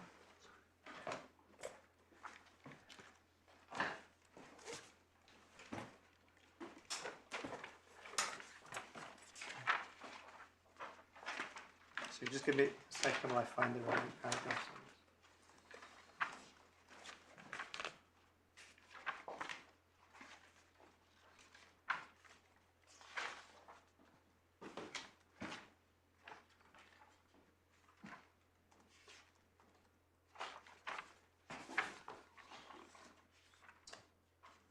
So if you, it's under the third ground of appeal, page 862 above paragraph 69 of the report. see, arguments of the parties. By this third ground of appeal, the appellants take issue with the General Court for having taken a legally flawed approach to competition on the merits. The General Court was wrong when assessing whether the appellant's representation to the patent officers were objectively misleading to have dismissed as irrelevant the reasonableness of their interpretation of the regulations that related to the SPC certificates. So that's the particular ground of appeal that was put. And if you go to paragraph 93,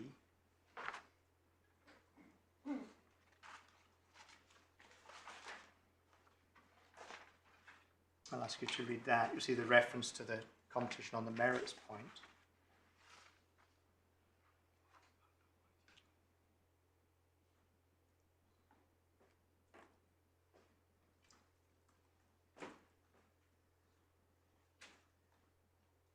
And then paragraph 99 on page 867.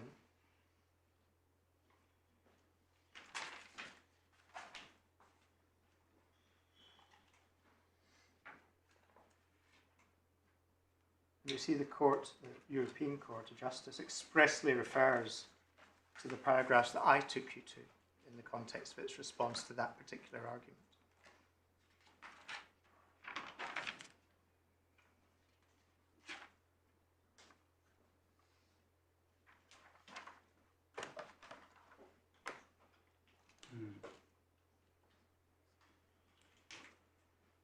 So the Court of Justice certainly didn't take any issue with the approach of the General Court to this category of abuse. Quite the contrary, it cited back that approach and relied upon that approach to deal with a particular argument.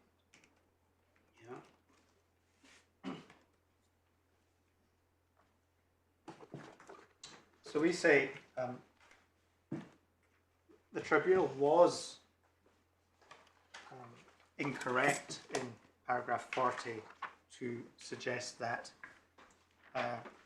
for a dominant undertaking to mislead a public authority is in any event an abuse. It's necessary to look at the context, and that's the point we've put before you through the Respondents' notice, which is the point we put to the tribunal. There's then the ground upon which the tribunal did rely, and that was essentially the tribunal found that in order to establish a claim based on breach of statutory duty, it's necessary to establish that the abuse has caused loss to the class in this case. And the tribunal considered that contravention of the relevant conditions of appointment was an essential ingredient of the proposed class representative's case on causation. And you see that, if we're still in the judgment, Core Bundle 10, paragraph 41, which Mr. Turner took you to. So, as the PCR correctly recognised, so that's Mr. Turner's forebear, abuse is not sufficient for the cause of action being pursued. The alleged abusive conduct has to cause damage to the claimants. PCM's loss arises from the fact that PDs could charge higher prices under the price control regime set by Ofwat. Therefore, the counterfactual underlying the damages claim is not a world where the PDs cause less pollution, but one where they complied with the lower revenue allowances which Ofwat would have imposed had they reported their PIs accurately and thus charged lower prices to customers. And then similarly, to similar effect, 43. In our view, the price control mechanism imposed by Ofwat is therefore integral to the loss allegedly suffered by the PCMs. It's integral because that's the causation story. You need to deal with the price control mechanism to establish causation. The damage they allegedly suffered and the remedy they seek for the alleged overcharging arise only by virtue of the fact that the reporting of PI information fed into the determination by Ofwat of the revenue allowance of the PDs, and the PDs contravene the conditions imposed on them to supply Ofwat with accurate information for that purpose. And therefore, they say it was an essential ingredient of the causation claim. And in our submission... sorry, sir. They put another way, the following sentence. Put another way, the failure to supply accurate information is an essential ingredient. yes, it is, but it doesn't say there, and the fact that that failure was a contravention of the licence condition is an essential ingredient. Well, I think you have to read that sentence with the one that goes before, which is the finding that the damage. Well, I'm not going to read it again. You can read it for yourself, my lord. The put another way is another way of putting what was said in the earlier sentence, which does rely on the finding that it was an essential part of the causation case that the defendants contravened the conditions imposed on them. So that's what they say, but I wonder if that's I'm going right. I'm going to come to the claim form now and Right. show you the way the causation case was put. So the same Let me exercise. just make the as I point, did. because it's the same point that arises under paragraph 49. The sentence at the bottom of page 109. Accordingly, without contravention of the regime for determination of price control, the PCNs would have no independent basis for their claims. And the point made by Mr. Turner this morning was, well, that's not right, but it would be right to say, without operation of the regime for determination of price control, there'd be no independent basis for the claim. So where the regulatory regime is essential to the claim is that it is the regulatory regime which translates the provision of misleading information into excessive pricing. That's correct, but bear in mind that the causal situation, if you look at the final sentence of paragraph 41 of the judgment, so to assess whether the provision of misleading information has caused loss, the counterfactual underlying the damages claim is one where the defendants complied with the lower revenue allowances which Ofwat would have imposed had they reported their PIs accurately and in accordance with the conditions, and thus charged lower prices to customers. So for the causation counterfactual, I mean, yes, it's looking at the operation of the price control regime, but you only establish that loss was caused if relevant PI information as defined was provided on an inaccurate basis. And that's why we say, that's why the tribunal said, that the causation part is also dependent upon establishing a contravention of the relevant conditions of appointment.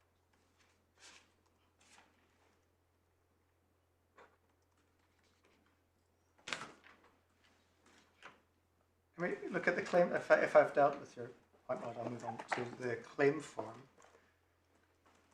Core bundle, tab 3. If you pick it up, please, at page 176.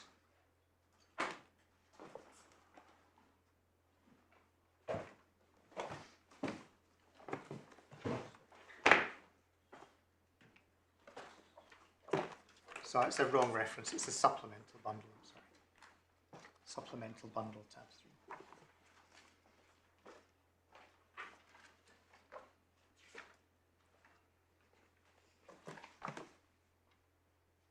So if you remind ourselves, we're in the section above 164, paragraph 164 of the misleading abuse in this case.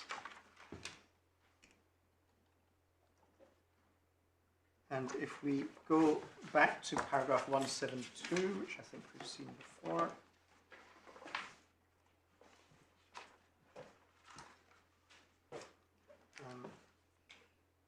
The claim is this conduct, and I've shown you what the particular conduct is, on the part of the defendant was abusive in light of the principles set out in the AstraZeneca case.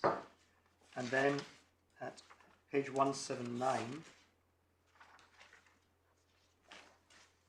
paragraph 173, it says, insofar as necessary, the PCR relies amongst others on the following points in relation to this issue. And then over the page, sub 5, and it's the final sentence. In this case, the provision of misleading PI information to Ofwat has allowed the defendant to charge higher prices than it would have been permitted by Ofwat to charge under the revenue allowances that would have been imposed by Ofwat had the accurate PI information been provided. In other words, loss has been caused by the failure to provide accurate PI information as defined in the earlier paragraphs. So for that reason, we say the tribunal was correct to come to the conclusion it did judgment. We say it could and should also found on the basis we put forward in our Respondents' notice.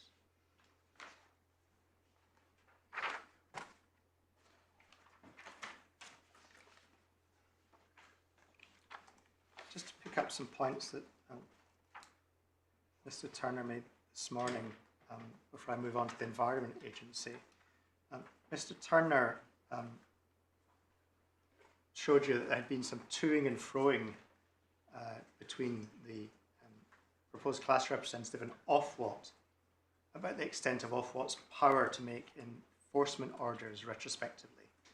And with all due respect, our submission is that is a sideshow, because the question before this court concerns the application of section 18 sub 8, not the scope of Ofwat's powers. You're not required to go into any detail in relation to that.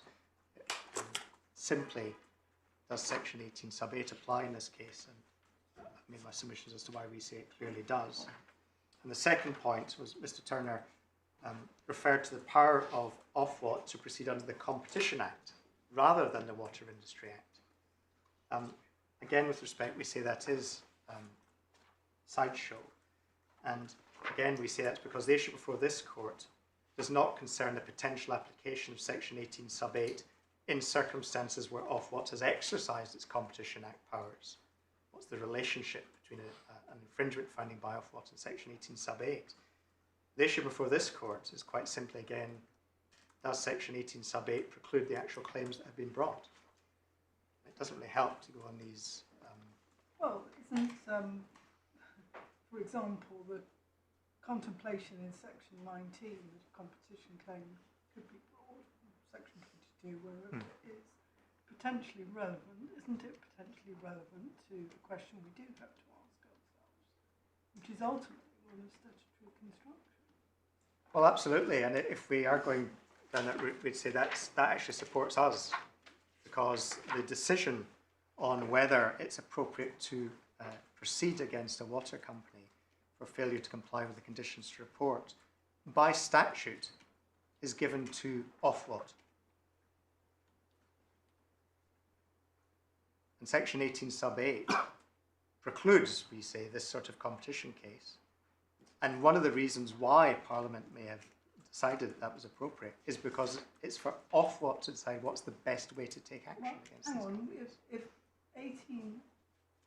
18.8 is that rule, it would prevent Ofwat taking action under. That's the point I'm making. If we were here on the basis of a Competition Act decision having been adopted, and this was a follow-on damages claim, we might be debating the relationship between Ofwat having chosen to exercise its Competition Act powers in section 18 sub 8, and whether the fact that Ofwat has exercised its decision to proceed under the Competition Act means that section 18 sub 8 can't be applied in that way. We could be having that debate, but my submission to you is we don't have to. You cite or put aside the question of whether there is power in Ofwat already to require compensation through the enforcement process as being not relevant, I think, to this question. The Supreme Court in MSC thought a relevant indication to the construction they put on the Act in that case, and this is paragraph 118, was whether or not a cause of action is precluded, but nevertheless compensation through the statutory scheme is allowed, and that's a relevant consideration because otherwise you're taking something away without giving anything in its place. So it is relevant, isn't it? Well, you're absolutely right. That was relevant to the Supreme Court's consideration of how section 18.8 should be interpreted and applied. And so in a sense that's already priced in, because the answer that came out at the end, having considered a number of these considerations, including the one you've identified, was section 18.8 applies where it's an essential ingredient of the particular cause of action that there's a contravention of the condition. So it's not for this court, if you like, to look at the different considerations that led to that conclusion by the Supreme Court and apply those in this case, because the Supreme Court has done that for us, and the test is essential ingredient.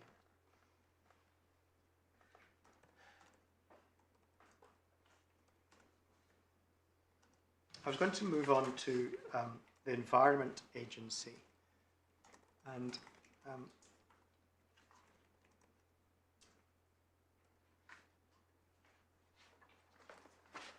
I mean, it is the case that the statutory obligation to carry out the price control regime lies with Ofwat, not with the Environment Agency. The Environment Agency is responsible for authorising water discharge activities, but not for imposing price controls on those activities.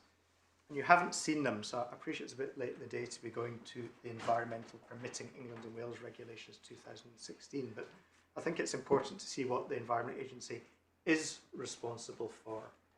And those regulations are in Authority Bundle 1, tab 3.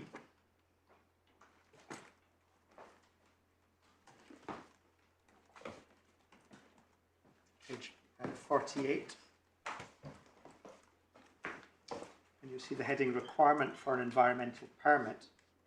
Regulation 12.1. A person must not, except under and to the extent authorised by an environmental permit, operate a regulated facility or cause or knowingly permit a water discharge activity or groundwater activity.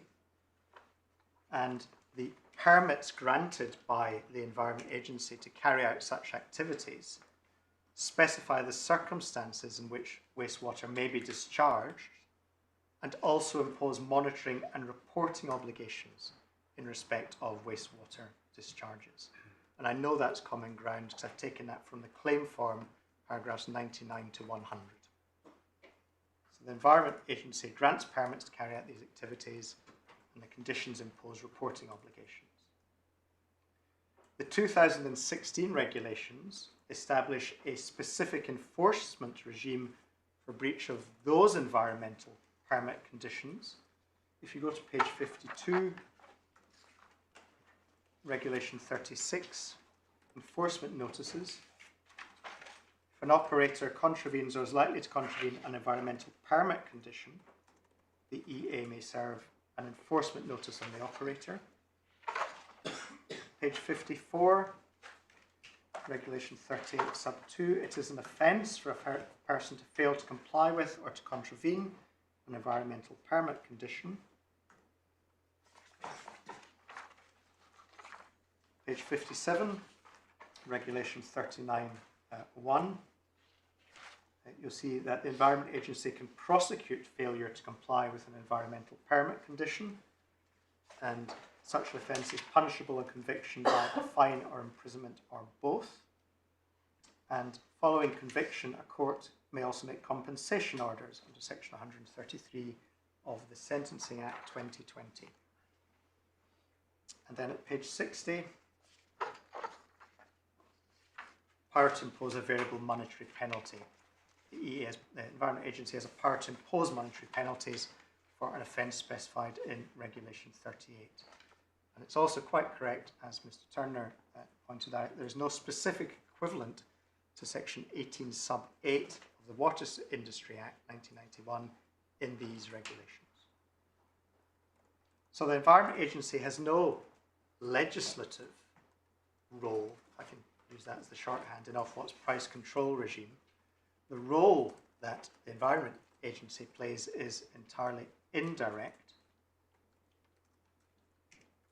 First of all, the relevant conditions of appointment for the water undertakers under the 1991 Act require the sewerage undertakers to supply relevant information directly to Ofwat for the purposes of Ofwat's price control regime.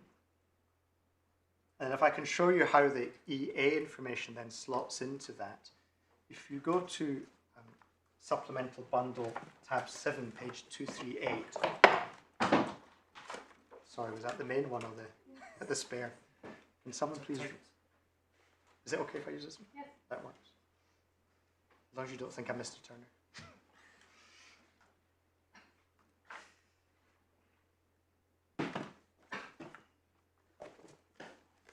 So just to explain what this is, this was...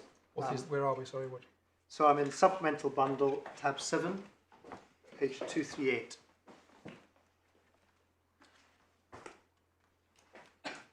And this was our response to the CPO application before the tribunal. And in Annex 2 to this response, we attempted to summarise the relevant regulatory provisions. Now, Ofwat stated that it was generally content with the accuracy of this annex, subject to certain specific clarifications, which I don't think bite on what I'm about to show you. The reference for that is paragraph 2 of Ofwat's statement regarding the regulatory regime. That's supplemental bundle, tab 6, page 224, but we don't need to look that up. And para 116 of the proposed class representatives claim form makes these same points. Again, I'll just give you the reference. It's core bundle, tab 3, page 156. But looking at this annex as a summary of the position, if you first of all go to paragraph 245 on page 240,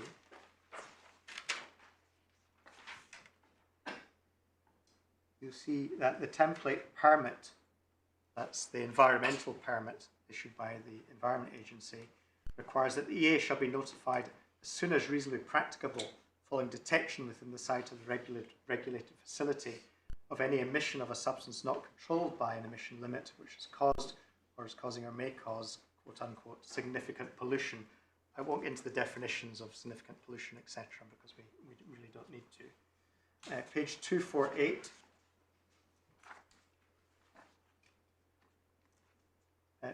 You see the heading Recording Pollution Incident Information on NIRS, and paragraphs 277 to 283 explain that the Environment Agency recorded relevant information on what's called its National Incident Recording System. And then page 249, paragraph 285. See, the reference to the MD 109 report is a reference to a process under which the EA reports information to Ofwat. And you'll see the footnote 344, the SRG explains that the annual MD 109 must include information about incidents amongst other aspects and is used to set prices for water company services. And then MD 109 tables have been replaced by calibration reports, which provide commentary on and an analysis of performance data for each WASC, water and sewage undertaker. These reports are provided by the EA to Ofwat in advance of annual EPA calibration meetings between the two regulators. Ofwat has said that these meetings are intended to support a common understanding of the environmental performance of the water and sewage companies. So direct reporting to Ofwat, reporting to the EA under the permits, and an annual calibration meeting between Ofwat and the EA. And that's why the claim form quite rightly recognises that the role of the EA in the price control regime is an indirect one. If we go to the Tribunal's judgment on this, Core Bundle, tab 10, page 109,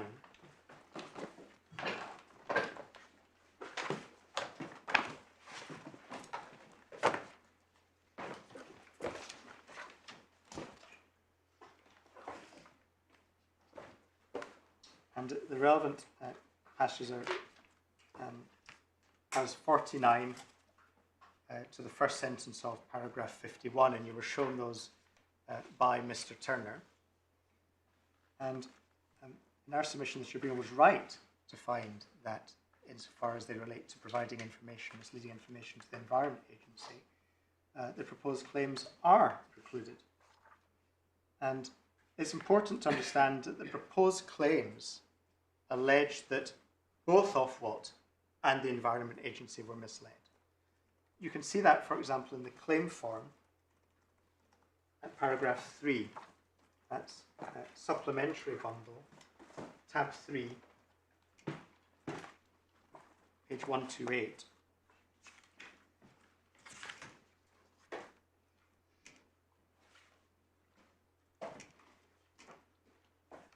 PCR contends the defendant has committed and continues to commit an abuse of a dominant position in providing misleading information to the relevant regulatory bodies, the Environment Agency and Ofwat. And it says the same, I mean, there are a number of places, but for example, it says the same in its skeleton for this hearing at paragraph 9, Core Bundle, tab 3, page 22.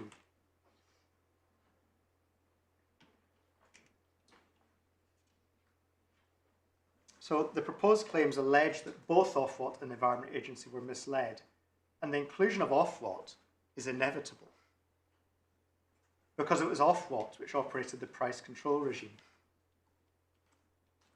If Ofwat wasn't misled, then there is no claim because the claim is dependent upon the operation of the price control regime.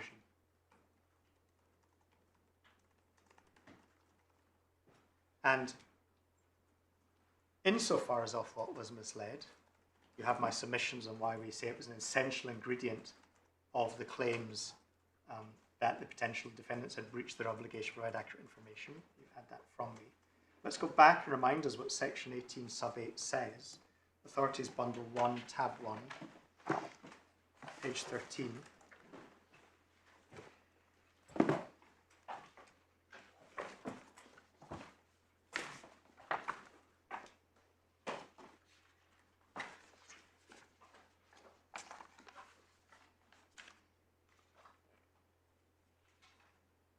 Where any act or omission constitutes a contravention of a condition of an appointment, the only remedies for causing or contributing to that contravention shall be those that are available in respect of that act or omission otherwise than by virtue of its constituting or causing or contributing to such a contravention.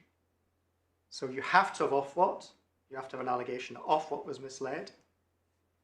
The allegation that Ofwat was misled involves alleging a contravention of a relevant condition, and section 18 sub 8 therefore blocks the claim.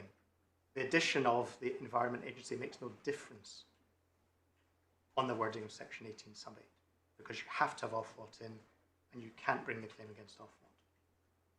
And the PCR has not put forward any case in the alternative alleging that only the Environment Agency was misled. And that's not surprising, because if misleading information was provided to the Environment Agency, but not to Ofwat, it's hard to see how any loss would have been caused, because it was Ofwat that was operating the price control regime.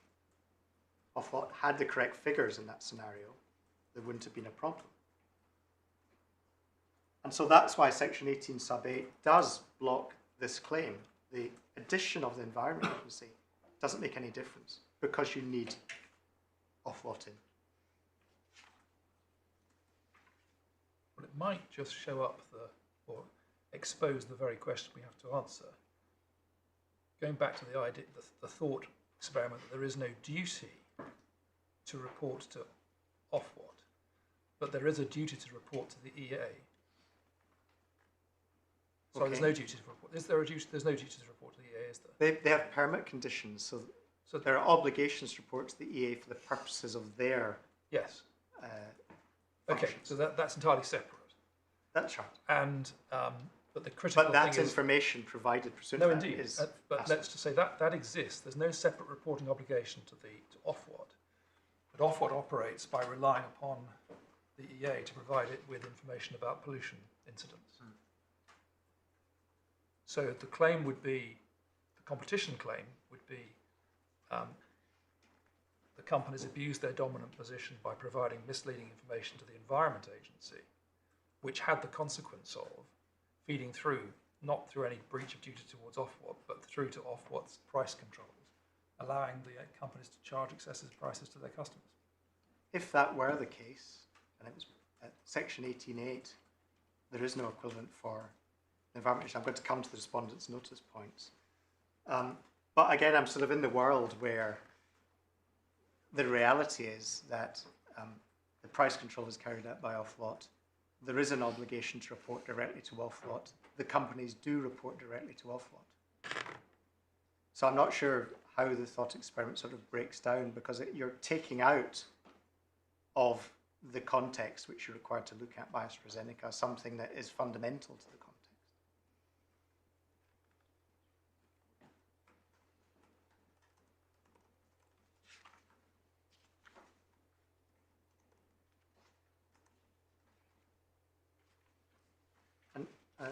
In my submission, that's a complete answer to the EA point, if you like.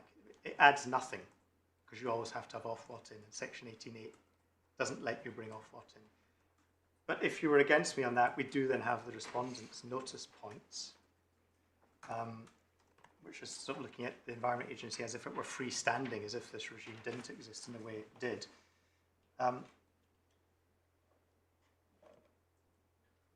As I've said, there is no equivalent of section 18 sub 8 in the 2016 regulations. However, there is an equivalent principle of construction, and that is that where legislation creates an obligation and enforces the performance in a specified manner, there is a general rule that performance cannot be enforced in any other manner. And here the legislation are the 2016 regulations. They create a permitting regime, and as part of that permitting regime, the EA requires information to be provided, and if information is not provided, there's a specific enforcement regime under the 2016 regulations. So we say, in that context, the proper interpretation is that you couldn't bring some sort of freestanding claim in relation to the Environment Agency, even apart from the context. Now, you were shown Passmore by Mr. Turner, and he rightly commented it as and I thought it was getting on a bit, 1898, but this is absolutely a live principle. I can show you that from Benyon. Authorities Bundle, tab 3. Sorry, Authorities Bundle 3, tab 17. At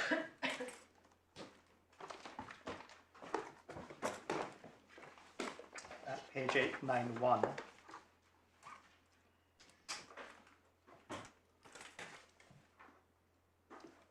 You see the heading in the middle of the page, other method of enforcing the duty.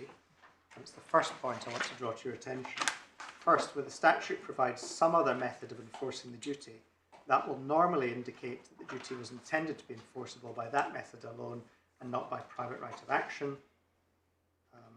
And then in Doe and Rochester, Bishopley and Bridges, as it was put as follows, where an act creates an obligation and enforces the performance in a specified manner, we take it to be a general rule that performance cannot be enforced in any other manner, and that's the quotation that we saw in Passmore and in Manchester Ship Canal.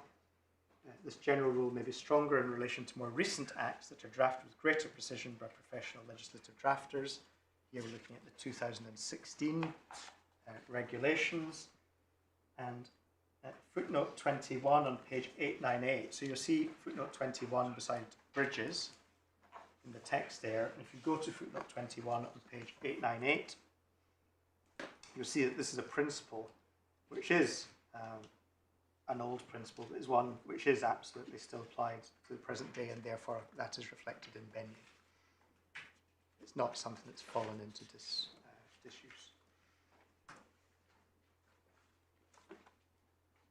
So if you were looking at the Environment Agency absolutely in isolation, you have my submission on that.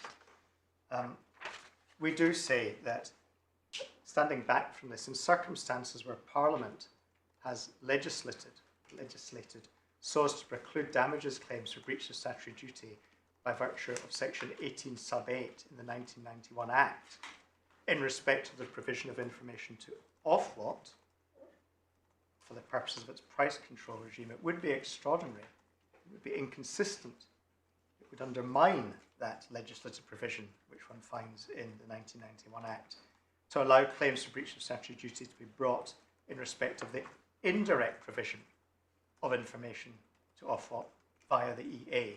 It wouldn't make any sense, if you were with me on the Ofwat point, to allow that in by the back door. And that result, or that approach, or interpretation, would be particularly perverse in circumstances where, as we've seen, the Ofwat and EA perform entirely different statutory roles. And it's Ofwat, not the EA, which operates the price control regime upon which the proposed claims depend.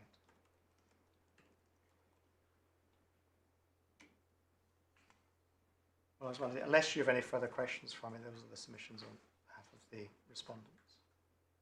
Thank you, Mr. Turner. Thank you. So, my Lord, I have a bit. Would it be convenient to break down, then I can begin my... How long do you think you'll be, Mr. Turner? Thank you. I would estimate no more than half an hour, maybe a little bit more than that, not long. Very good. We'll start again at 10:30. My lord, I'm sorry, Rise. I'm here for Ofwat. But then why are we allowing Mr. Turner to reply? Well, my lord, we have no submissions to make as such. What we have is a small number of clarificatory points Very good. arising out of the hearing today. With the court's permission, what we would propose to do is put in a very short note this evening, making those points, and then if there are any points arising, they can be dealt with by my friends tomorrow or by the court. Perfect. Absolutely perfect. Thank you very much. 10:30. So I